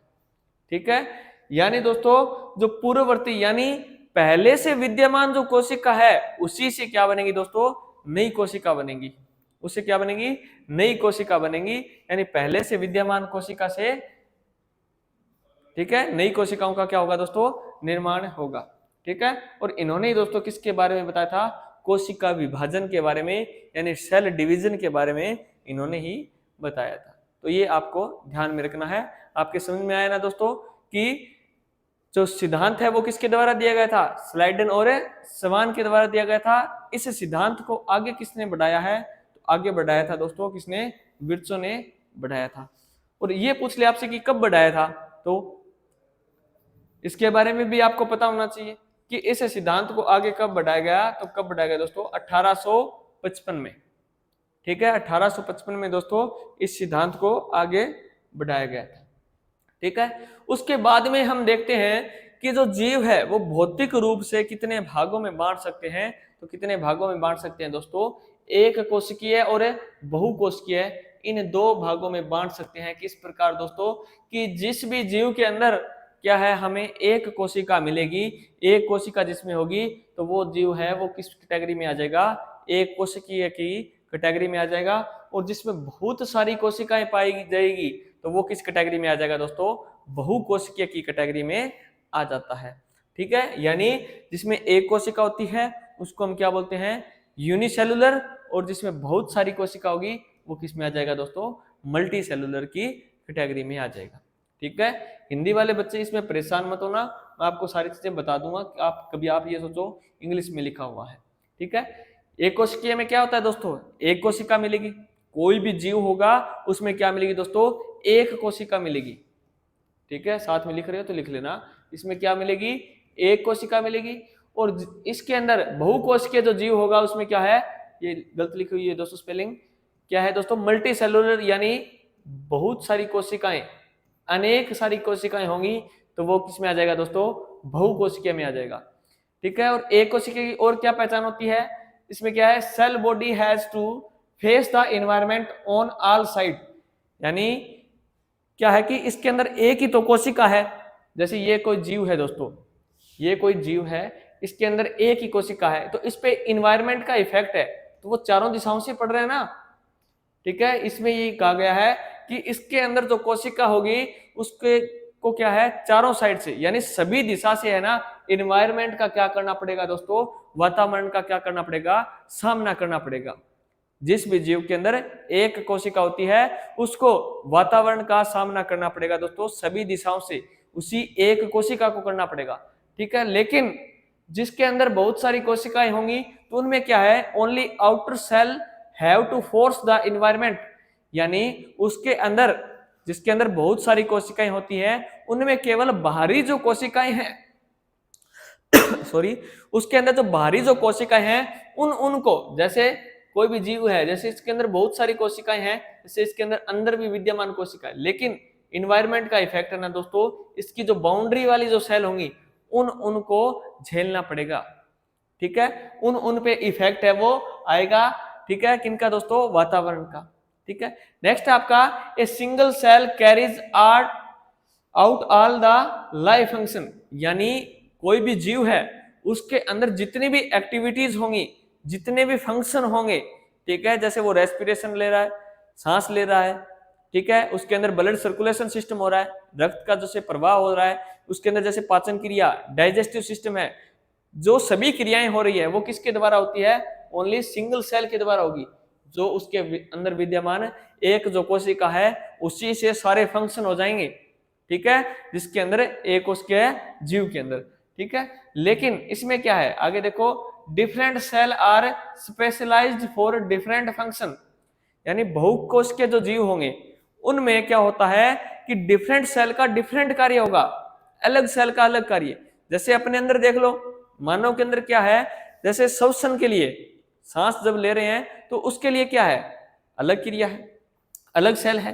ठीक है, खाना पचा रही है तो उसके लिए क्या है, अलग से सेल बनी हुई है। ठीक है, सारा सभी का अलग अलग है ना। एक्सक्रीटरी सिस्टम जैसे उत्सर्जन में पढ़ेंगे, जैसे अपनी किडनी है तो उसके लिए अलग है, यानी स्पेशल सेल का स्पेशल फंक्शन होगा किसमें दोस्तों, मल्टी सेलुलर, यानी जो बहुकोशिकीय जीव होंगे उनके अंदर जो विद्यमान कोशिका है उनके अंदर क्या है, जो अलग कोशिका है उनके अंदर अलग फंक्शन है। ठीक है, नेक्स्ट आपका an injury to a cell can lead to death of the organism, यानी दोस्तों क्या है कि कोई भी कोशिका है, जब एक कोशिकीय जीव होगा उसके अंदर जब वो कोशिका है, जब उसके इंजरी आएगी, यानी जब भी उस पर चोट होगी, ठीक है, जब भी एक कोशिकीय जीव की सेल पे चोट लगेगी तो क्या है, उससे क्या हो जाएगा, पूरा का पूरा जो ऑर्गेनिज्म है, जीवन है, जो जीव है उसका जीवन है वो क्या हो जाएगा दोस्तों, खत्म हो जाएगा। ठीक है, एक कोश के जो जीव होगा उसकी जब कोशिका पे चोट लगेगी तो वो पूरा जो जीव है वो क्या हो जाएगा दोस्तों, नष्ट हो जाता है। लेकिन आगे इसमें देखो, इंजरी और death of same cells does not affect the organism as the same can be replaced, यानी जब भी कोई बहुकोशिकीय जीव होगा ना उसमें क्या होगा, जब भी कोई सेल है वो डैमेज होगी तो वो क्या है, उसको रिप्लेस कर सकती है। उससे क्या है, जैसे अपने चोट लग जाती है मान के चलो हाथ पे, तो वहां पे कुछ सेल है वो डैमेज होगी ना, वो किल होगी। ठीक है, कई सारी सेल है वो डैमेज हो जाती है, लेकिन उससे क्या है, हम मर थोड़ी ना जाते हैं, मरते नहीं है ना। ठीक है, नहीं मरते ना, क्योंकि वो क्या है, जो सेल है जो डैमेज हुई है उनको क्या कर देंगे, रिप्लेस कर देंगे, क्योंकि हमारा जो शरीर है वो क्या है, बहुत सारी कोशिकाओं से बना हुआ है, तो ये आपको ध्यान में रखना है। नेक्स्ट क्या है, life span is short due to heavy load of work, यानी जो एक कोश के जीव होगा उसके अंदर क्या है दोस्तों, एक ही कोशिका है, उसी पे उस जीव का क्या है दोस्तों, जीवन है वो डिपेंड करता है, जितनी भी जो क्रियाएं हैं वो उसी एक कोशिका के कारण तो हो रही है। ठीक है, उस पे क्या है, फिर लोड है वो क्या हो जाएगा दोस्तों, ज्यादा हो जाएगा, हैवी लोड हो जाएगा, तो इसी कारण जो जीव होगा उसका जो जीवन काल है वो क्या होता है दोस्तों, शॉर्ट होता है, यानी थोड़े समय के लिए दोस्तों वो क्या होता है, विद्यमान रहता है, या वो थोड़े समय के लिए जीवित रह पाता है। किस कारण दोस्तों, क्योंकि उस सेल पे क्या है, बहुत ज्यादा लोड है। ठीक है, क्या है दोस्तों, बहुत ज्यादा लोड है। नेक्स्ट आपका life span is long due to limited load of work for each cell type. ठीक है, ईच सेल टाइप दोस्तों क्या हो जाएगा, यानी कि इसका, यानी बहुकोश के जीव होते हैं वो ज्यादा लंबे समय तक क्यों जीवित रह पाते हैं, जैसे बैक्टीरिया है, वायरस है, वो क्या है, एक कोश के जीव है, लेकिन वो क्या है, थोड़े समय के लिए जीवित रह पाते हैं, क्योंकि उनकी एक ही कोशिका पे उनके जीवन का पूरा भार है। ठीक है, लेकिन यहाँ पे देखो कि जो बहुकोश के जीव है उनमें क्या है, उनका जो जीवन काल है वो ज्यादा होता है। क्यों ज्यादा होता है, क्योंकि उनमें कोशिकाओं की संख्या ज्यादा है। ठीक है, कोशिकाओं की संख्या ज्यादा है तो हर प्रकार की जो कार्य विधि है उसके लिए अलग अलग प्रकार से कोशिकाएं हैं वो बंटी हुई हैं, एक ही कोशिका पे पूरा कार्यभार नहीं है, तो इस कारण उनका जो जीवन काल है वो ज्यादा होता है एज कंपेयर टू जो यूनिसेलुलर होंगे उनके। ठीक है, एक कोश के जो जीव होंगे उनकी अपेक्षा बहुकोश के जीव होते हैं उनका जो जीवन काल है वो ज्यादा होता है। ठीक है, नेक्स्ट देखते हैं कि प्रोकैरियोटिक, ठीक है, ये पीछे आगे पीछे हो गया, आगे देखा जाता है कि कोशिका है, यानी कोशिका के प्रकार आपसे पूछे जाते हैं कि सेल के कितने टाइप होते हैं, तो कितने टाइप होंगे दोस्तों, 2 टाइप होते हैं। ठीक है, ये कई बार आया हुआ क्वेश्चन है, तो कौन से होते हैं, एक तो होता है दोस्तों अपना प्रोकैरियोटिक, प्रोकैरियोटिक। ठीक है, दूसरा अपना कौन सा होता है दोस्तों, यूकैरियोटिक। एक तो होता है अपना प्रोकैरियोटिक और दूसरा कौन सा होता है दोस्तों, अपना यूकैरियोटिक। इन 2 टाइप में दोस्तों अपना क्या है, कोशिका का विभाजन मानते हैं, हम विभाजन मानते हैं। ठीक है, यानी टाइप्स ऑफ सेल, कोशिका के प्रकार जिनको मानते हैं, कौन से हैं दोस्तों, प्रोकैरियोटिक और यूकैरियोटिक। ठीक है, प्रोकैरियोटिक और यूकैरियोटिक में आप अंतर कैसे स्पष्ट करोगे, इससे आपको एक ट्रिक आजमानी है। प्रोकैरियोटिक मतलब पुराना, तो आपको पता होना चाहिए कि सबसे पहले जो जीव आए हैं धरती पे तो वो किस प्रकार के जीव आए हैं दोस्तों, तो अपना जीवन आया है एक कोशिका से, यानी एक कोशिकीय जीव। ठीक है, कौन से दोस्तों, एक कोशिकीय जीव। सभी जो एक कोशिकीय जीव है वो किस में आ जाएंगे दोस्तों, प्रोकैरियोटिक के अंदर आ जाएंगे। प्रोकैरियोटिक जो टाइप होगा उसके अंदर आ जाएंगे, और सारे के सारे बहुकोश के जीव है वो किस में आ जाएंगे दोस्तों, यूकैरियोटिक सेल टाइप में आ जाएंगे। इसमें क्या होता है, इसके अंदर डीएनए होगा, इसमें क्या होगा दोस्तों, साइटोप्लाज्म मिलेगा। क्या मिलेगा दोस्तों, साइटोप्लाज्म मिलेगा डीएनए में। लेकिन जो यूकैरियोटिक होगा इसमें क्या पाया जाता है, डीएनए में दोस्तों न्यूक्लियस, क्या पाया जाता है, न्यूक्लियस मिलेगा। किसके साथ में दोस्तों, माइटोकॉन्ड्रिया के साथ में। न्यूक्लियस, माइटोकॉन्ड्रिया, इनकी चर्चा हम आगे करने वाले हैं, क्योंकि ये क्या है दोस्तों, कोशिका के एक तरीके से अंग है। ठीक है, इसका जो साइज है दोस्तों वो कितना रहता है, साइज कितना रहता है दोस्तों प्रोकैरियोटिक का, 1 से लेकर 10 माइक्रोमीटर क्या होता है दोस्तों, साइज होता है किसका, कोशिका का। ठीक है, और इसका साइज है यूकैरियोटिक का कितना होता है दोस्तों, 10 से लेकर 100 माइक्रोमीटर। कितना दोस्तों, 10 से लेकर 100 माइक्रोमीटर क्या होता है, इनका साइज होता है। और इसमें आपसे पूछा जाए कि राइबोसोम, दोस्तों क्या पूछा जाए कि इनमें राइबोसोम है, उनकी किस जो संख्या होती है वो कितनी होती है दोस्तों, 17S टाइप की जो राइबोसोम है वो किस में पाए जाते हैं, तो वो किस में पाए जाते हैं दोस्तों, वो प्रोकैरियोटिक में पाए जाते हैं। ठीक है, अभी आपको समझ में नहीं आएगा कि 17S है वो क्या चीज है, लेकिन अभी हम आगे करने वाले हैं, इसे में राइबोसोम के बारे में पढ़ेंगे, तो वहां पे मैं आपको डिटेल में करवाऊंगा इन चीजों के बारे में। ठीक है, एक बार आपको इसमें देख लो कि प्रोकैरियोटिक और यूकैरियोटिक अलग अलग कैसे है। ठीक है, इसमें राइबोसोम होंगे वो किस टाइप के होंगे, 18S टाइप के होंगे। सेल साइकिल क्या होगा दोस्तों, शॉर्ट होगा। ठीक है, इसको जैसे कंप्लीट होने में कितना टाइम लगता है दोस्तों, 20 से लेकर 60 मिनट टाइम लगता है। और इसमें दोस्तों कितना टाइम लगता है, 12 से लेकर 24 घंटे तक है इसमें टाइम लगता है। इसमें दोस्तों क्या है, न्यूक्लियस मेम्ब्रेन, एंड दोस्तों क्या है, तो न्यूक्लियस है वो क्या होगा दोस्तों, एब्सेंट होता है, ये मिस टाइप हुआ है दोस्तों। इसके अंदर क्या है, न्यूक्लियस मेम्ब्रेन, और क्या है दोस्तों, न्यूक्लियस क्या होता है, एब्सेंट होता है।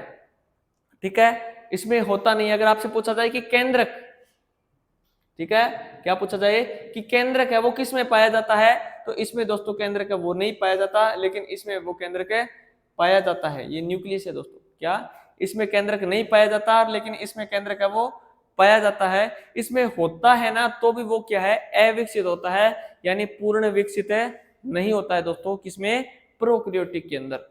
ठीक है, और इसमें जो एग्जाम्पल है अपना क्या है कि सभी जितने भी जीवाणु है, नील हरित जो शैवाल है, एल्गी है, माइक्रोप्लाज्मा है दोस्तों, पीपीएलओ, वो सारे के सारे इसके किसके एग्जाम्पल है दोस्तों, तो वो किसके हैं दोस्तों, प्रोकैरियोटिक के एग्जाम्पल है। इसके एग्जाम्पल कौन से है दोस्तों, तो स्तनधारी जितने भी मैमल्स में आ जाएंगे तो वो किस में है दोस्तों, कौन से हैं, तो वो किस में आते हैं, यूकैरियोटिक टाइप में आते हैं। ठीक है, सबसे पहले आपको ध्यान में सिर्फ और इतना ही रखना है कि कितने टाइप होते हैं कोशिका के, तो कितने टाइप होते हैं, 2 टाइप होते हैं, एक तो होता है अपना प्रोकैरियोटिक और दूसरा यूकैरियोटिक। ये मेनली आपको ध्यान में रखने हैं। ठीक है, मोस्टली जो इनके अंतर है ना, वो जैसे हमने एक कोशिकीय और बहुकोशिकीय जीव पढ़े हैं, तो इनके और इनके अंतर दोस्तों क्या है, सेम टू सेम आपको मिलेंगे। ठीक है, नेक्स्ट करते हैं दोस्तों अपने, जैसे हम कोशिका पे आते हैं अभी, कि जैसे सेल वॉल और सेल मेम्ब्रेन के बारे में पढ़ते हैं दोस्तों। यहाँ से कई बार क्वेश्चन आया है, ये जिस भी बच्चा जो नोट करना चाहता है वो नोट कर लेना कि कोशिका भित्ति क्या होती है दोस्तों, और कोशिका जो झिल्ली है वो क्या होती है। इतनी देर तक जो हम चीजें पढ़ रहे थे वो थोड़ी सी टफ लेवल की थी, अब है ना चीजें थोड़ी थोड़ी आसान होती चली जाएगी। ठीक है, अब तक जो भी बच्चा अभी तक जो ठहरा है पढ़ने के लिए, उसने थोड़ी अभी टफ चीजें पढ़ी है, लेकिन जब अब आगे से आगे हम पढ़ते जाएंगे तो वो क्या है दोस्तों, चीजें आसान होती जाएंगी। तो मैं इसमें के बारे में बता देता हूं आपको कि सेल वॉल होगा, यानी कोशिका भित्ति होती है, तो वो क्या होती है। ठीक है, तो ये जो आउटर लेयर आपको दिख रही है डार्क ग्रीन टाइप में जो आपको दिख रही है, वो क्या है दोस्तों, सेल वॉल होती है। ठीक है, जो क्या है दोस्तों, सेल वॉल होती है। और इसमें आपको एक चीज ध्यान में रखनी है दोस्तों, एक क्वेश्चन आता है कि ऐसा कोशिका का कौन सा अंग है जो पादप कोशिका को जंतु कोशिका से अलग करता है, तो वो कौन सा करता है दोस्तों, तो वो कौन करता है, सेल वॉल करता है। सेल वॉल है ना दोस्तों, ये किस में पाई जाती है, तो ये पाई जाती है दोस्तों किसमें, पादप कोशिका के अंदर यह पाई जाती है। और सबसे आउटर परत, सबसे आउटर जो लेयर होगी दोस्तों, ठीक है, सबसे बाहरी परत है ना कोशिका की, वो क्या होगी दोस्तों, सेल वॉल होगी, किसकी दोस्तों, पादप कोशिका के अंदर। ठीक है, जंतु कोशिका में नहीं होती है। ठीक है, और ये क्या कार्य क्या करती है, सेल वॉल क्या कार्य करती है, तो ये क्या करेगी दोस्तों, जो भी कोशिका होगी उसको एक निश्चित आकार देने का कार्य कौन करेगी, तो कौन करती है दोस्तों, सेल वॉल करती है। और क्या करती है दोस्तों, इसको बाहरी जो भी हमले होंगे उनसे क्या रखेगी, सुरक्षित रखने का कार्य करेगी। जैसे कोई बैक्टीरिया है, वायरस है, वो अंदर ना घुस जाए तो उनसे जो रक्षा करती है हमें, तो वो कौन करती है दोस्तों, सेल वॉल करती है। ठीक है। और यहां से जो पूछे जाने वाले जो क्वेश्चन है वो ये है दोस्तों कि मेनली पूछा जाता है कि किसके अंदर जो कोशिका भित्ति है वो किस चीज की बनी होगी। अगर आपसे पूछे कि पादप के अंदर जो कोशिका भित्ति बनी होती है तो वो किसकी बनी होती है, तो वो बनी होती है दोस्तों सेलुलोज की। किसकी बनी होती है दोस्तों, सेलुलोज की वो बनी होती है। ठीक है। अगर आपसे पूछे कि कवक में किस चीज की बनी होती है, तो किस चीज की बनी होती है, काइटिन की बनी होती है। जीवाणु में पूछे दोस्तों तो किसकी बनी होती है, पेप्टिड डाइग्लोन। किसकी बनी होती है दोस्तों, पेप्टिड डाइग्लोन की बनी होती है। और शैवाल में किसकी बनी होती है दोस्तों, तो सेलुलोज और ग्लैक्टेंस की बनी होती है। तो यहां से इतना इसमें पूछा जाता है, किसके बारे में, सेल वॉल के बारे में पूछा जाता है। ठीक है। आगे आता है दोस्तों अपना कौन सा, सेल मेम्ब्रेन। ठीक है, यानी कोशिका झिल्ली के बारे में क्वेश्चन आता है। तो आप इसको बारे में क्या बताओगे कि ये क्या होती है, एक सेमी परमेबल मेम्ब्रेन होती है। ठीक है, क्या होती है, सेमी परमेबल मेम्ब्रेन यानी अर्धपारगम्य झिल्ली। कौन सी झिल्ली होती है दोस्तों, अर्धपारगम्य झिल्ली होती है। और इसका क्या कार्य होता है, तो अर्धपारगम्य झिल्ली क्या कार्य करती है दोस्तों, ये पदार्थों को क्या करती है, सिलेक्ट करती है कि किन को अंदर जाना है। ठीक है, ये एक तरीके से गार्ड का कार्य करती है। यानी इस कोशिका को झिल्ली को क्या बोला जाता है दोस्तों, कोशिका का क्या माना जाता है, रक्षक माना जाता है।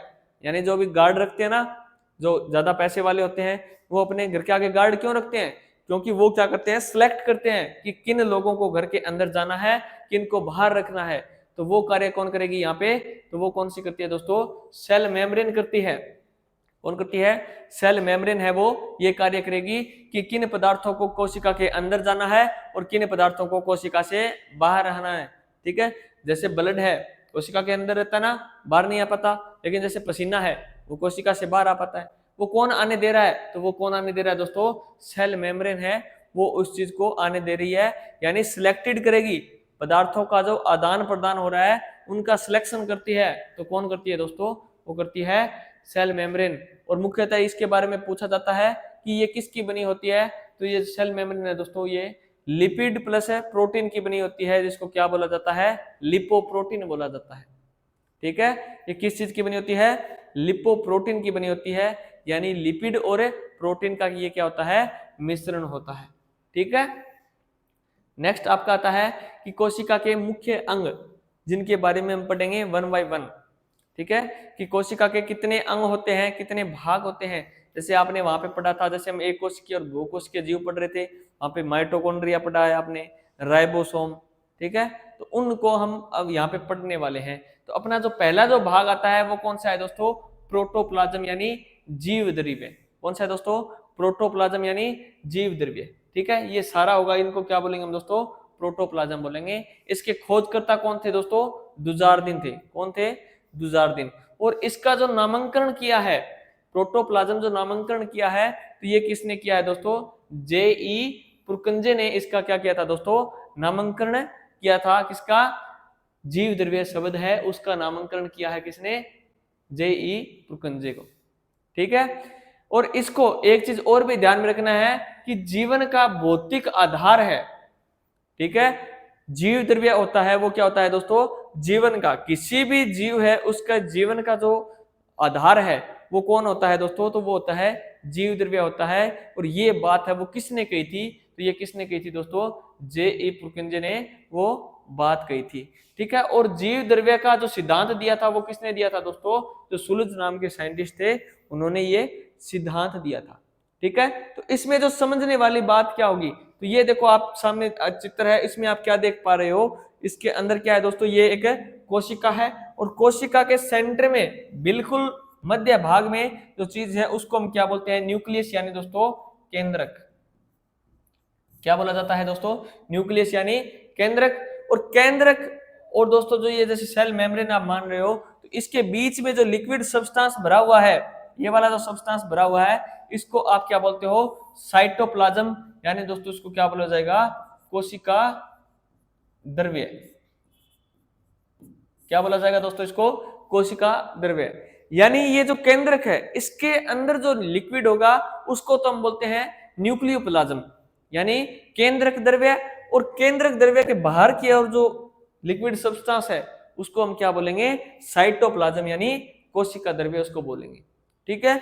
और जब हम साइटोप्लाज्म और न्यूक्लियोप्लाज्म दोनों को मिलाकर जब हम पढ़ते हैं तो उसको क्या बोलते हैं? हमें प्रोटोप्लाज्म, जिसको हिंदी में क्या बोलते हैं दोस्तों? जीव द्रव्य है वो बोला जाता है। ये आपको ध्यान में रखना है।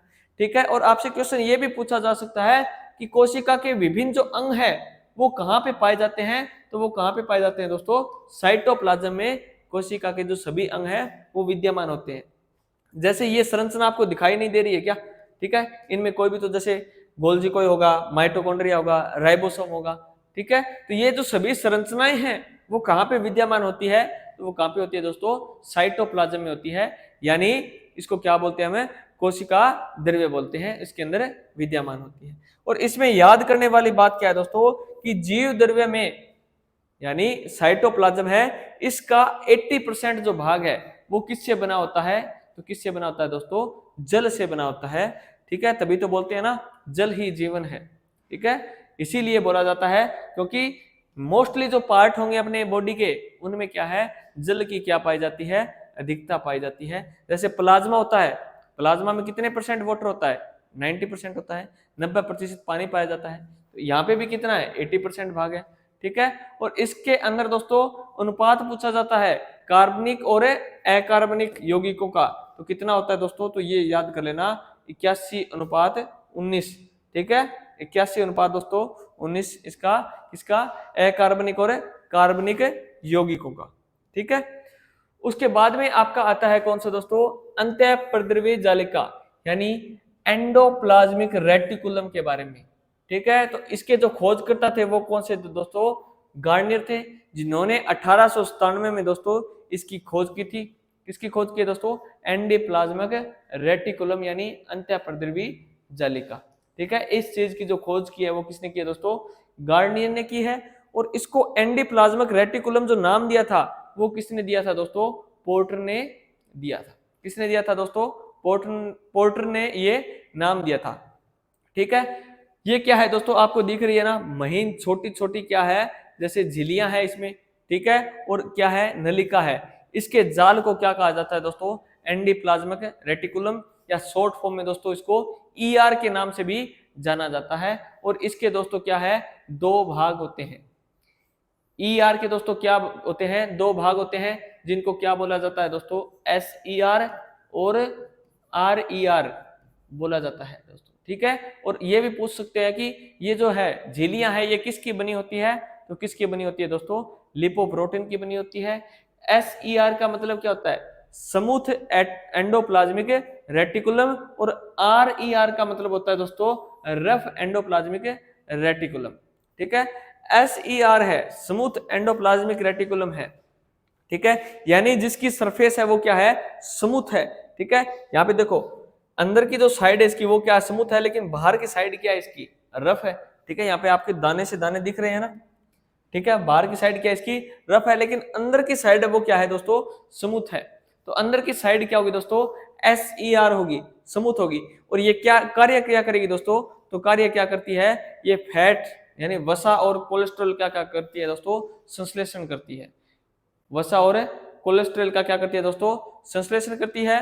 और RER रफ एंडोप्लाज्मिक रेटिकुलम क्या करती है दोस्तों? तो उसका क्या कार्य है?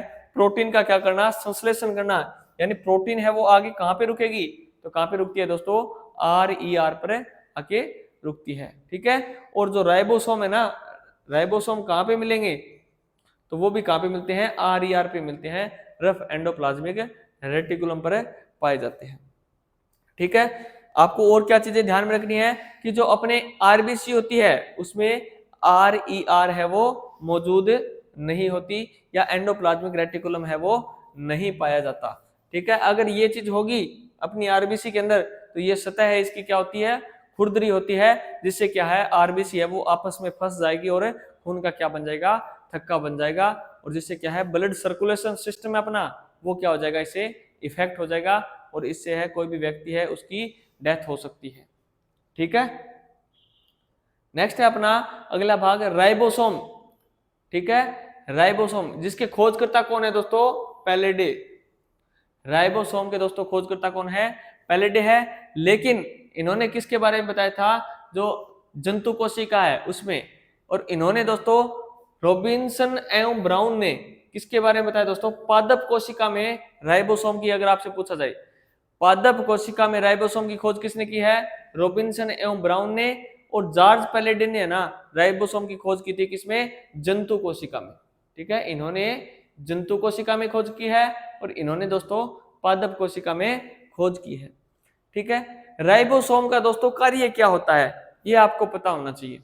तो राइबोसोम क्या है दोस्तों? किसका कार्य करती है? प्रोटीन बनाने का कार्य आपसे पूछा जाए। ठीक है, प्रोटीन बनाने का या प्रोटीन संश्लेषण का जो कार्य है वो कौन करता है दोस्तों? तो वो कौन करता है? वो करता है दोस्तों राइबोसोम। ठीक है, ये जो आपको आकृति दिख रही है इस प्रकार से, ये राइबोसोम है। और ये क्या कार्य करती है दोस्तों? तो कोशिका के अंदर प्रोटीन बनाने का जो कार्य है वो किसके द्वारा किया जाता है? तो वो राइबोसोम के द्वारा किया जाता है। क्लियर है इतना? ठीक है, आगे चलते हैं हम। जैसे इसने क्या किया? प्रोटीन बनाया। आप अपने डेली लाइफ में देखते हो कि कहीं पे भी कोई भी सब्सटेंस है वो तैयार किया जाता है, कोई भी पदार्थ है वो तैयार किया जाता है, तो वो कहाँ पे किया जाता है? तो वो फैक्ट्री के अंदर किया जाता है। ठीक है, कच्चा उत्पाद कहाँ पे तैयार किया जाता है? फैक्ट्री के अंदर किया जाता है। तो इसी प्रकार जो प्रोटीन बनी तो वो अपनी कहाँ पे बनी? राइबोसोम के अंदर बनी। तो इसी कारण इसे क्या कहा जाता है? क्या नाम की संज्ञा दी गई है? यानी प्रोटीन की फैक्ट्री है वो किसे कहा जाता है? तो वो कहा जाता है दोस्तों राइबोसोम को। और आपका जो क्वेश्चन आता है मोस्टली यहीं से आता है कि प्रोटीन की फैक्ट्री है वो किसे कहा जाता है?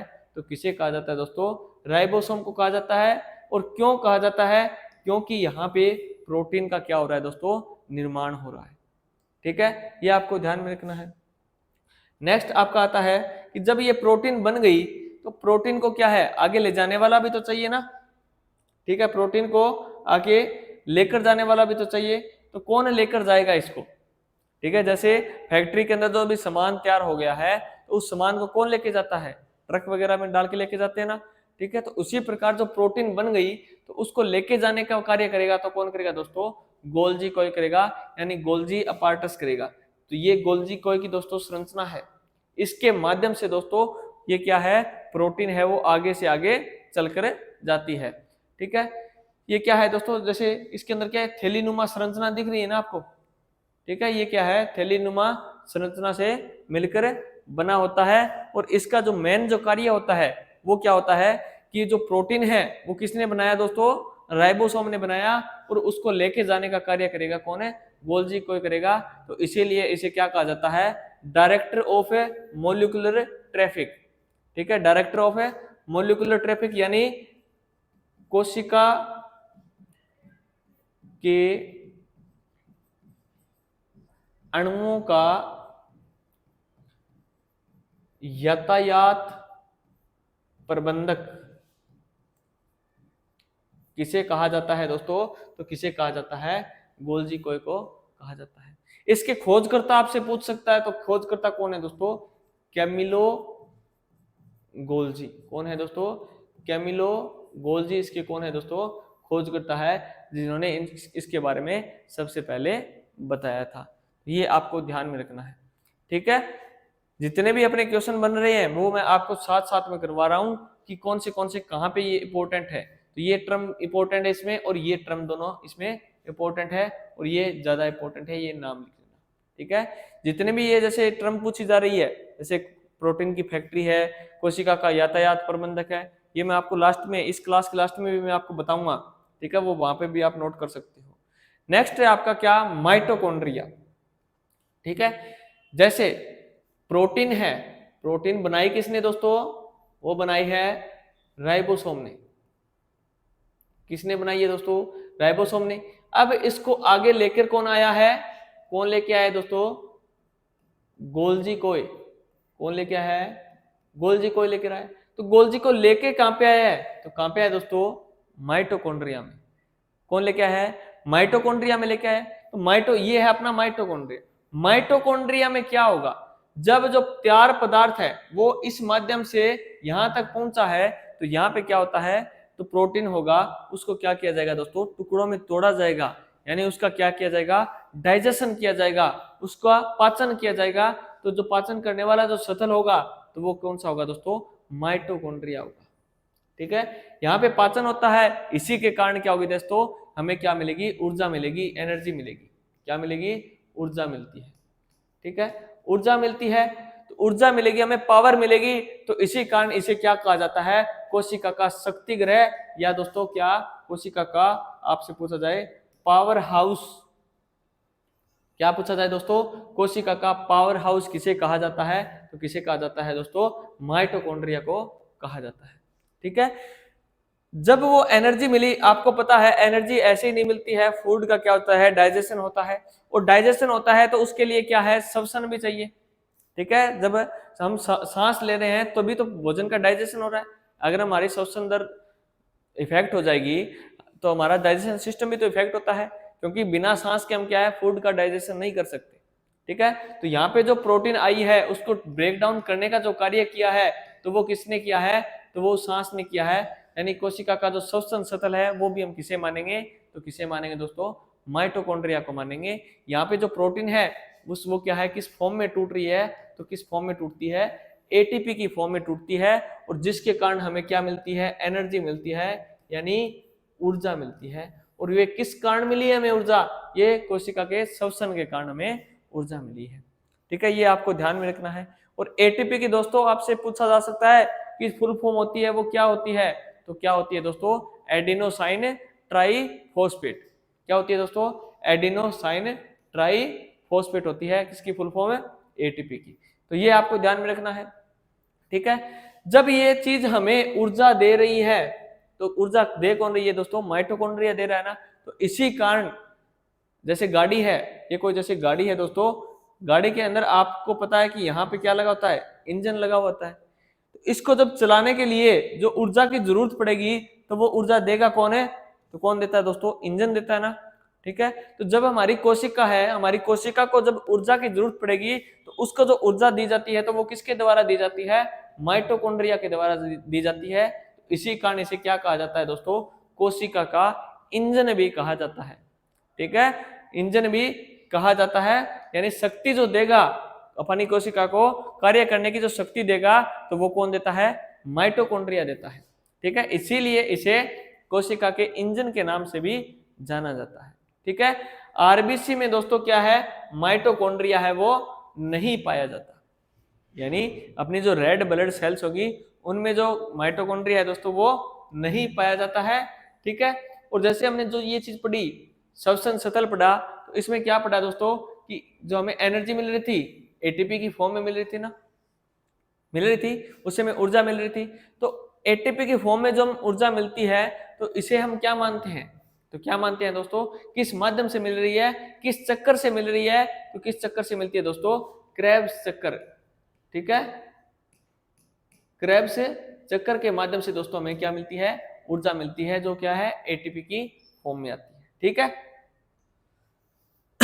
सॉरी, उसके बाद में आपने पढ़ा कि जैसे प्रोटीन बनाई किसने, राइबोसोम ने, उसको लेके कौन गया, गोल्जी कोई, और उसको यूज किसने किया दोस्तों, उसको यूज किसने किया है, माइटोकॉन्ड्रिया ने। ठीक है, इतना काम कंप्लीट हो गया। उसके बाद में आता है अपना लाइसोसोम। ठीक है, इसके खोजकर्ता कौन है दोस्तों, डी डुवे, जिन्होंने 1958 में दोस्तों इसकी क्या की थी, खोज की थी। ठीक है, लाइसोसोम होता है वो क्या होता है दोस्तों, लाइसोसोम होगा दोस्तों, उसमें क्या है, एक एंजाइम पाया जाता है। कौन सा एंजाइम दोस्तों, हाइड्रोलाइट एंजाइम, हाइड्रोलाइट एंजाइम पाया जाता है दोस्तों। इसमें हाइड्रोलाइट, इसमें क्या पाया जाता है दोस्तों, एंजाइम में पाया जाता है, जिसके अंदर, इस एंजाइम के अंदर दोस्तों ये क्षमता होती है कि ये अपनी ही कोशिका को क्या कर सकता है, डैमेज कर सकता है, किल कर सकता है। ठीक है, जब क्या होता है कि कोई भी कोशिका है उस पे अगर बाय चांस ये मान के चलो भारी चोट लगती है, तो ये क्या है, जैसे इसके ऊपर की परत है वो क्या हो जाती है, फट जाती है, और जो उसमें हाइड्रोलाइट जो एंजाइम है वो क्या है, कोशिका के सभी भागों में फैल जाते हैं, और कोशिका की क्या कर देते हैं, डेथ कर देते हैं, उसको मार देते हैं, किल कर देते हैं। तो वो हुआ किसके कारण हुआ है? तो वो हुआ है दोस्तों लाइसोसोम के कारण। किसके कारण हुआ है? लाइसोसोम के कारण हुआ है। तो इसीलिए इसे क्या कहा जाता है? कोशिका की आत्महत्या की थैली कहा जाता है, सुसाइडल बैग ऑफ सेल कहा जाता है, सिक्वेंजर ऑफ सेल कहा जाता है। ठीक है, और कोशिका का जैसे एक तरीके से कब्रिस्तान है, वो किसे कहा जाता है? वो भी इसे ही कहा जाता है, किसको? लाइसोसोम को कहा जाता है। ठीक है, क्योंकि ये कोशिका को क्या करेगा दोस्तों? मारने का क्या करता है? कार्य करता है। ठीक है, तो वो कौन करता है दोस्तों? लाइसोसोम करता है। और किस कारण होता है? तो किस कारण होता है? हाइड्रोलाइट एंजाइम के कारण होता है। ठीक है, और ये एक नोट करने वाली बात है कि जो स्तनधारी होते हैं जितने भी, उनकी लाल रक्त कणिकाएं यानी दोस्तों आरबीसी है ना, आरबीसी में लाइसोसोम है वो नहीं पाया जाता। ठीक है, आरबीसी में लाइसोसोम है वो क्यों नहीं पाया जाता? क्योंकि वो क्या है, अगर इस प्रकार से डैमेज होने लगेंगी सेल तो क्या है, आरबीसी की संख्या एकदम से गिर जाएगी और क्या है, कोई भी ऑर्गेनिज्म है उसकी क्या हो जाएगी? डेथ हो सकती है। ठीक है, इसकी जो टर्म्स है वो ध्यान में रखनी है कि इसको क्या है, कोशिका की आत्महत्या की थैली कहा जाता है। ठीक है, उसके बाद में आपका आता है नेक्स्ट पार्ट क्या दोस्तों? प्लास्टिड यानी लवक। ये केवल किस में पाए जाते हैं दोस्तों? तो किस में पाए जाते हैं दोस्तों? ये पाए जाते हैं केवल और केवल पादप कोशिका में। किसमें पाए जाते हैं दोस्तों? ये केवल पादप कोशिका में पाए जाते हैं। ठीक है, और ये कितने टाइप के होते हैं? तो कितने टाइप के होते हैं दोस्तों? लवक होते हैं 3 टाइप के। कौन से? वर्णी लवक, हरित लवक और अवर्णी लवक। ये 3 टाइप से होंगे। ठीक है, इंग्लिश में जैसे इनको बोल दिया क्रोमोप्लास्ट, क्लोरोप्लास्ट और ल्यूकोप्लास्ट। ठीक है, इनको भी मैं आपको याद करने वाली ट्रिक बताऊंगा एक तरीके से, जो आप भूलोगे नहीं। ठीक है, लेकिन उसके लिए भी आपको पढ़ना पड़ेगा। कोई भी चीजें जैसे आप पढ़ रहे हो उनको किस हिसाब से पढ़ना है वो एक क्या आपको टीचर बताता है। ठीक है, किस हिसाब से नहीं पढ़ना है वो भी आपको टीचर बताएगा। ठीक है, क्योंकि टीचर का क्या होता है, इसमें अनुभव होता है। ठीक है, और चीजों को आपको आपस में जोड़ जोड़ कर जब भी पढ़ोगे तो अच्छी तरीके से याद हो जाएगी।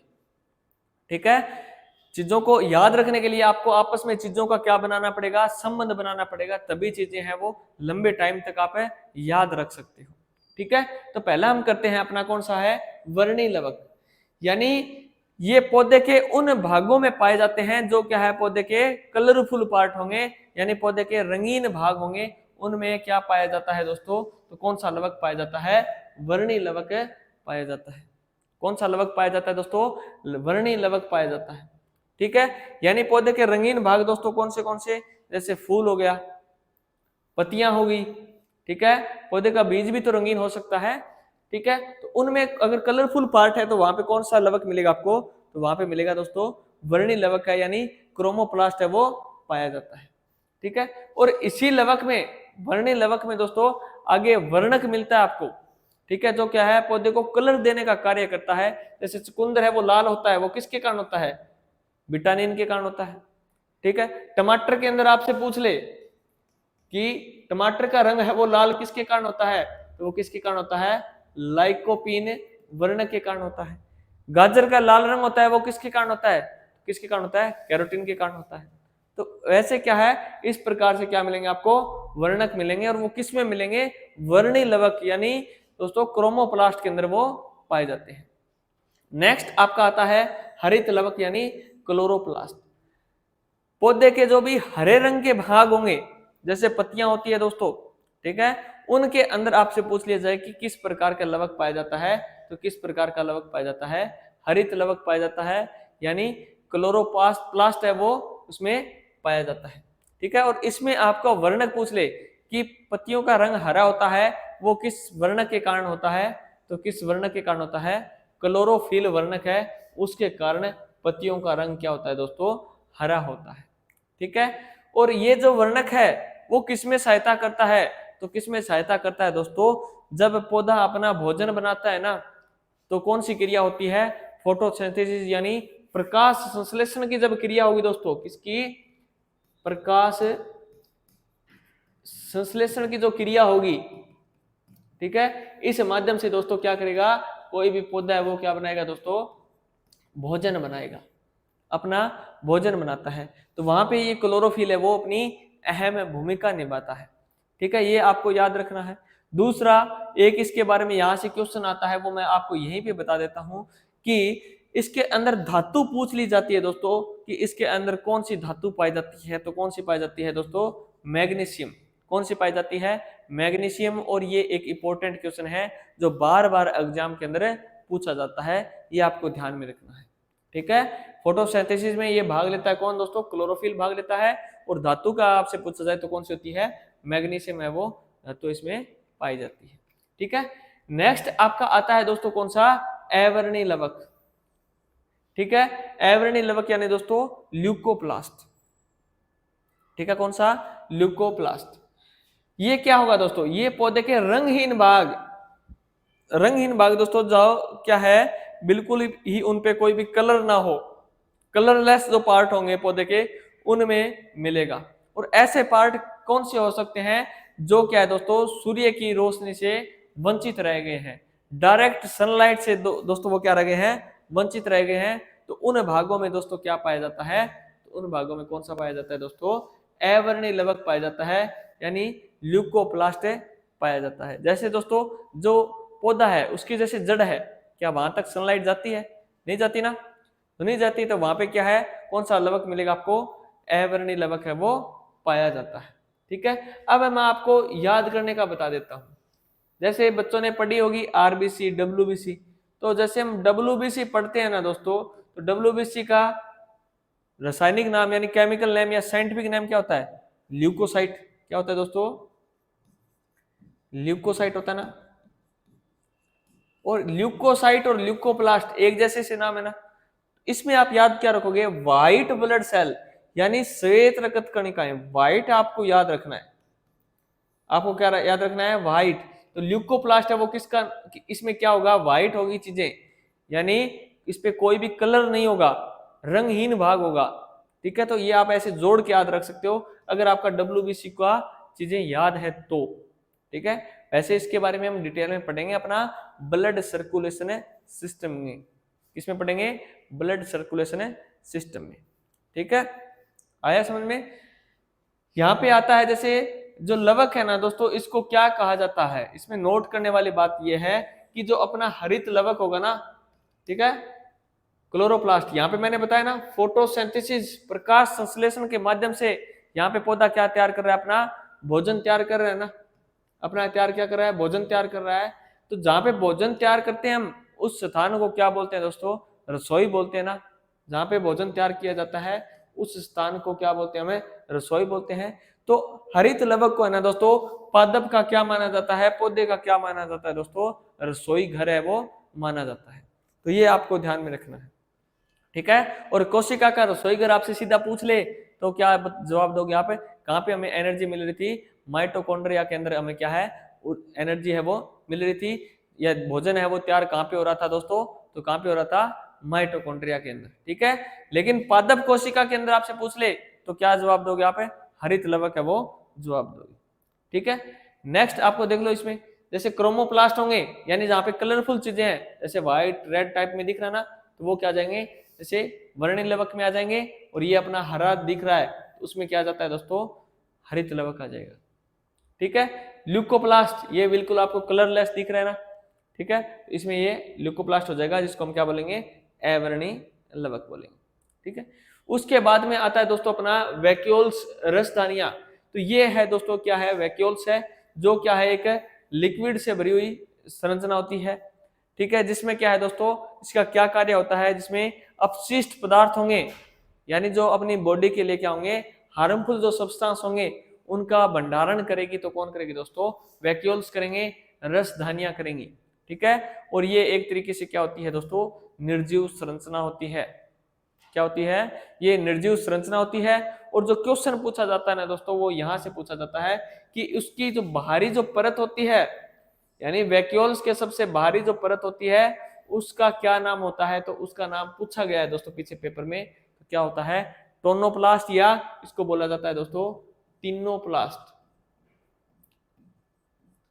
क्या बोला जाता है दोस्तों, टिनोप्लास्ट के नाम से जिसे जाना जाता है। ठीक है, नेक्स्ट देखते हैं दोस्तों अपना केंद्रक न्यूक्लियस के बारे में दोस्तों।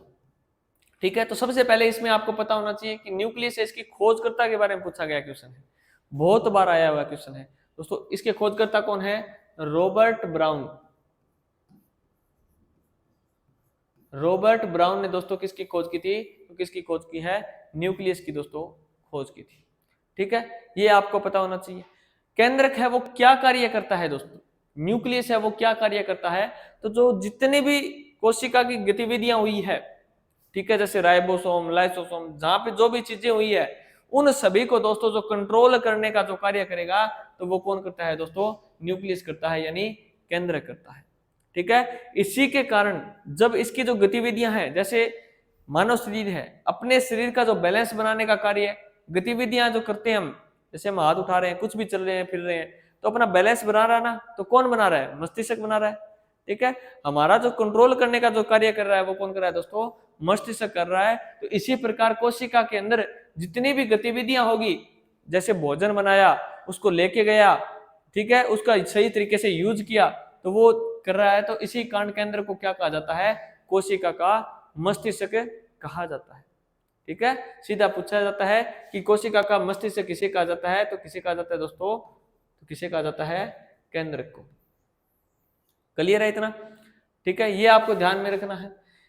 नेक्स्ट आप देखते हो, जैसे ये केंद्रक है, केंद्रक के अंदर क्या है? इसमें लिक्विड सब्सटेंस है वो क्या है? इसमें भरा हुआ है, जिसको जिसको हम क्या बोलते हैं दोस्तों?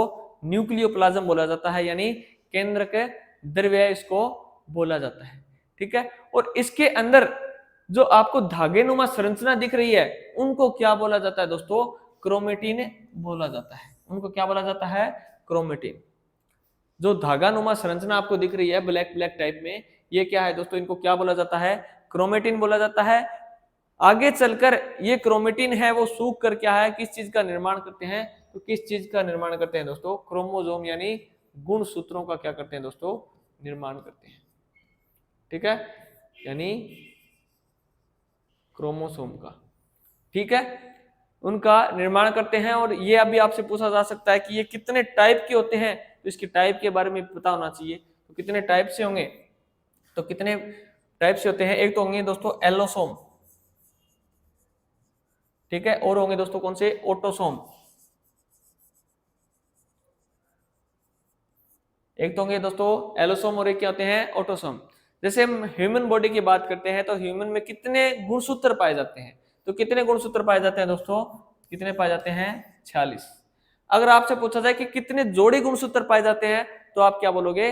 23 जोड़ी है गुणसूत्र वो पाए जाते हैं। ठीक है, इनमें से ऑटोसोम होते हैं, उनकी संख्या कितनी होती है? तो कितनी होती है दोस्तों? 44 होती है। ठीक है, और जो एलोसोम होंगे उनकी संख्या कितनी होगी दोस्तों? उनकी संख्या होगी 2।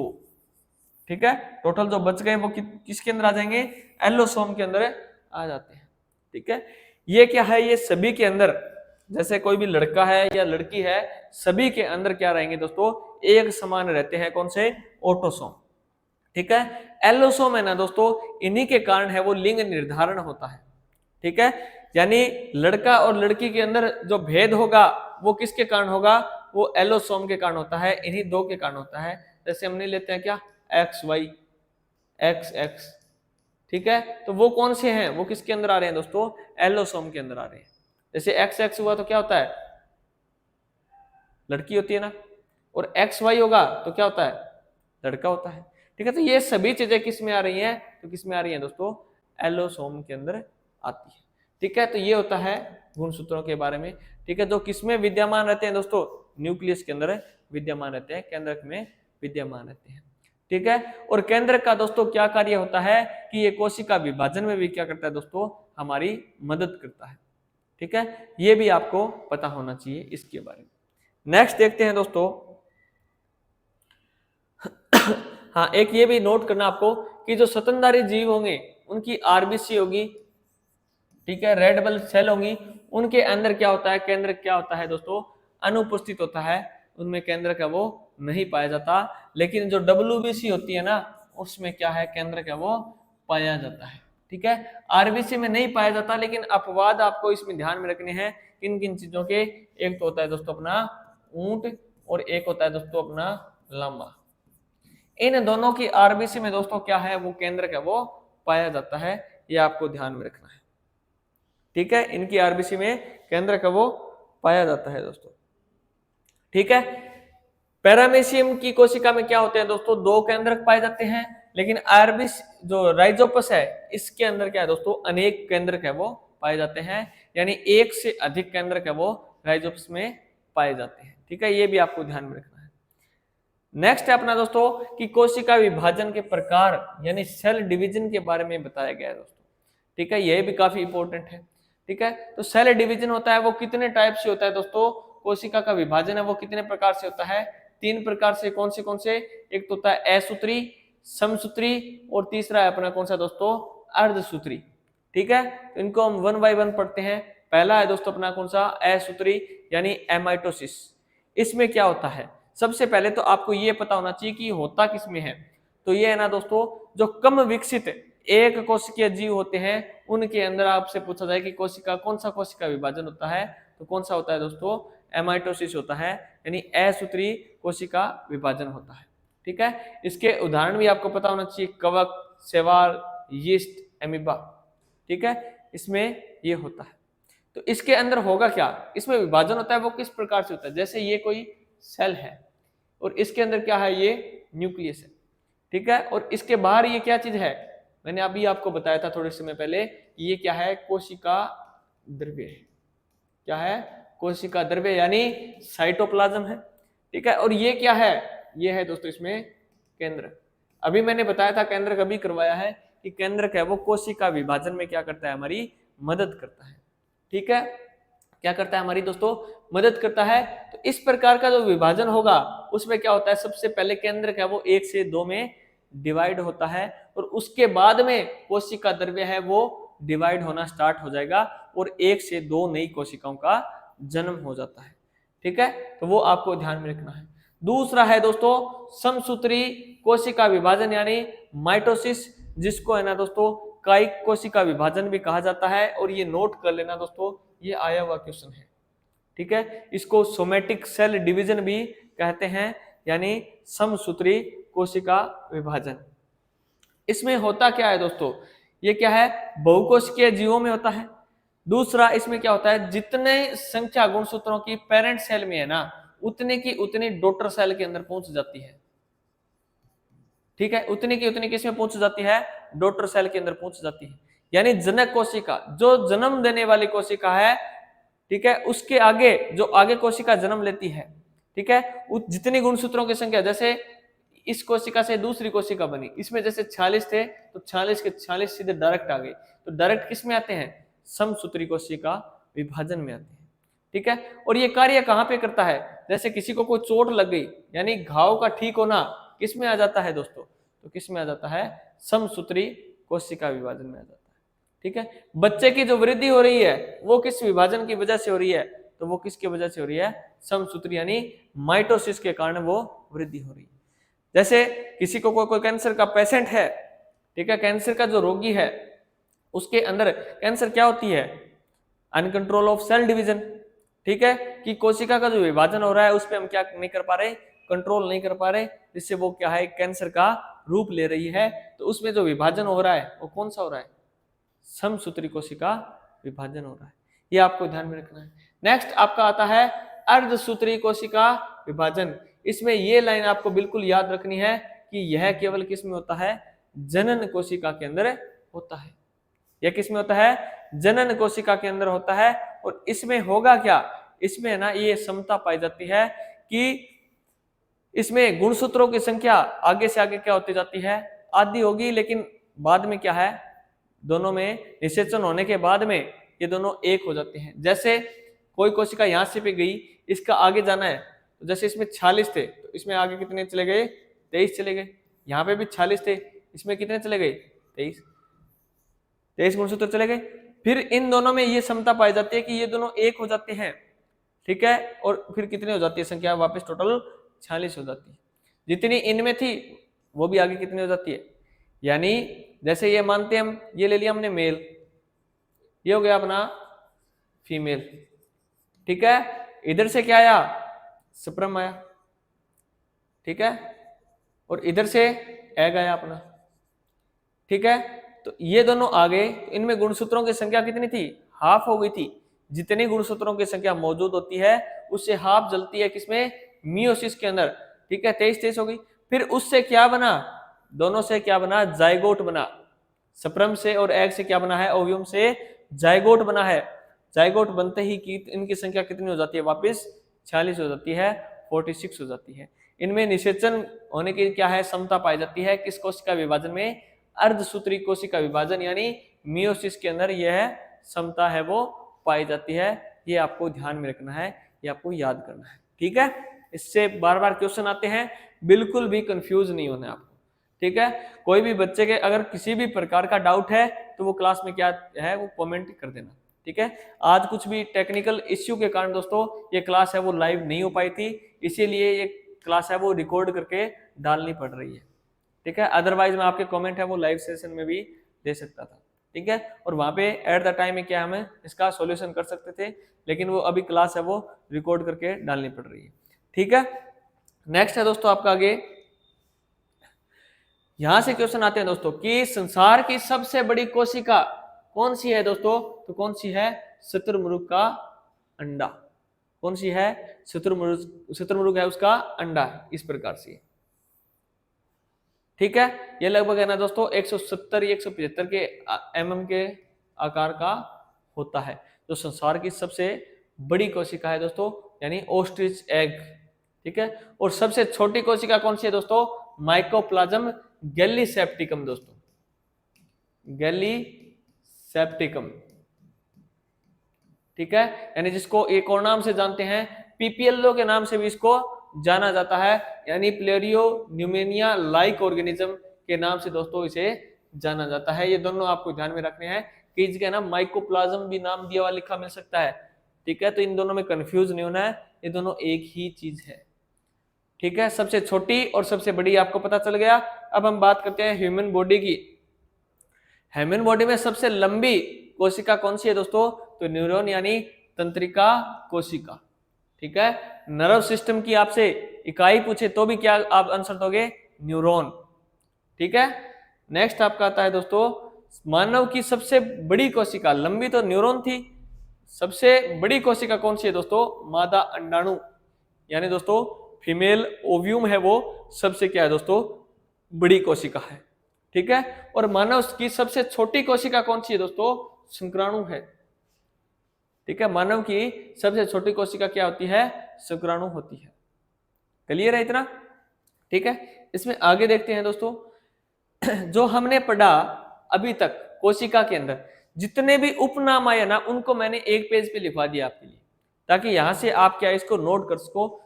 इनमें से ना ये स्टार लगा रहा हूं मैं, ये काफी इंपॉर्टेंट है, यहां से बार बार क्वेश्चन आते हैं। जब भी आप एग्जाम दे के आओ, अगर सेल वाले टॉपिक में से क्वेश्चन आता है तो मैं लिख के दे सकता हूं कि यहां से आप आगे क्वेश्चन चेक कर लेना, यहाँ पे आपको डायरेक्ट क्वेश्चन मिलेंगे, ठीक है। यानी कोशिका का ट्रैफिक मैनेजर, कोशिका का यातायात प्रबंधक, ठीक है। मिडिल मैन ऑफ सेल किसे कहा जाता है दोस्तों, गोल्जी कोई को कहा जाता है। यानी ये जो भी पदार्थ होंगे उनका क्या करता है, ट्रांसपोर्ट करता है ना एक स्थान से दूसरे स्थान पे। नेक्स्ट मैंने बताया था आपको कि सुसाइडल बैग आत्महत्या की थैली या क्या है, atom bomb of cell, suicidal bag, scavenger of cell, ये सभी क्या होते हैं दोस्तों, तो किसको कहा जाता है, लाइसोसोम को कहा जाता है। खोजकर्ता कौन थे लाइसोसोम के, तो ये कौन थे दोस्तों, डी डुवे। कोशिका का engine, protein factory, platform of protein, ये किसा कहा जाता है दोस्तों, यानी प्रोटीन है वो कहां पे निर्माण हो रहा था, राइबोसोम के अंदर हो रहा था, ठीक है। इसके खोजकर्ता का नाम आप कमेंट के अंदर लिखोगे, ठीक है। नेक्स्ट आपका कि कोशिका का शक्ति ग्रह यानी पावर हाउस ऑफ सेल, कोशिका का श्वसन स्थल, ठीक है, ये किसे कहा जाता है, तो ये किसे कहा जाता है दोस्तों, माइटोकॉन्ड्रिया को कहा जाता है। माइटोकॉन्ड्रिया के खोजकर्ता कौन थे दोस्तों, तो कौन थे, अल्टमैन थे। और नामांकन है वो इसका किसने किया था, तो वो किसने किया था दोस्तों, बेंडा ने किया था, ठीक है। ये आपको ध्यान में रखने हैं। नेक्स्ट जो अपनी क्लास रहेगी दोस्तों, ये अपना सेल का टॉपिक था वो हो चुका है कंप्लीट। नेक्स्ट आपकी एमसीक्यू की क्लास आएगी जो कि इस पे बेस्ड होगी दोस्तों, जो हमने आज तक जो अभी सेल वाला जो टॉपिक पढ़ा है उस पे बेस्ड होगी। और उसके बाद में हम किसके बारे में पढ़ेंगे दोस्तों, टिश्यू के बारे में पढ़ेंगे। जो मैंने आपको पहले बताया था कि जैसे स्मॉलेस्ट यूनिट हमारी खत्म होती है तो उसके बाद में हम उसके बाद में ऐसे आगे से आगे स्टेप बाय स्टेप बढ़ते जाएंगे। तो मैं आशा करता हूं दोस्तों आज का हमारा सेशन आपको अच्छा लगा होगा। इस वीडियो को दोस्तों ज्यादा से ज्यादा शेयर करो ताकि जरूरतमंद बच्चों तक पहुंच सके, ठीक है। और हमारे सेशन को दोस्तों ज्यादा से ज्यादा शेयर भी करना, ठीक है, और लाइक करना और कमेंट भी कर देना दोस्तों। किसी भी बच्चे का अगर कोई डाउट रहता है तो उसका सॉल्यूशन किया जाएगा, ठीक है। तो धन्यवाद दोस्तों, जय हिंद, जय भारत।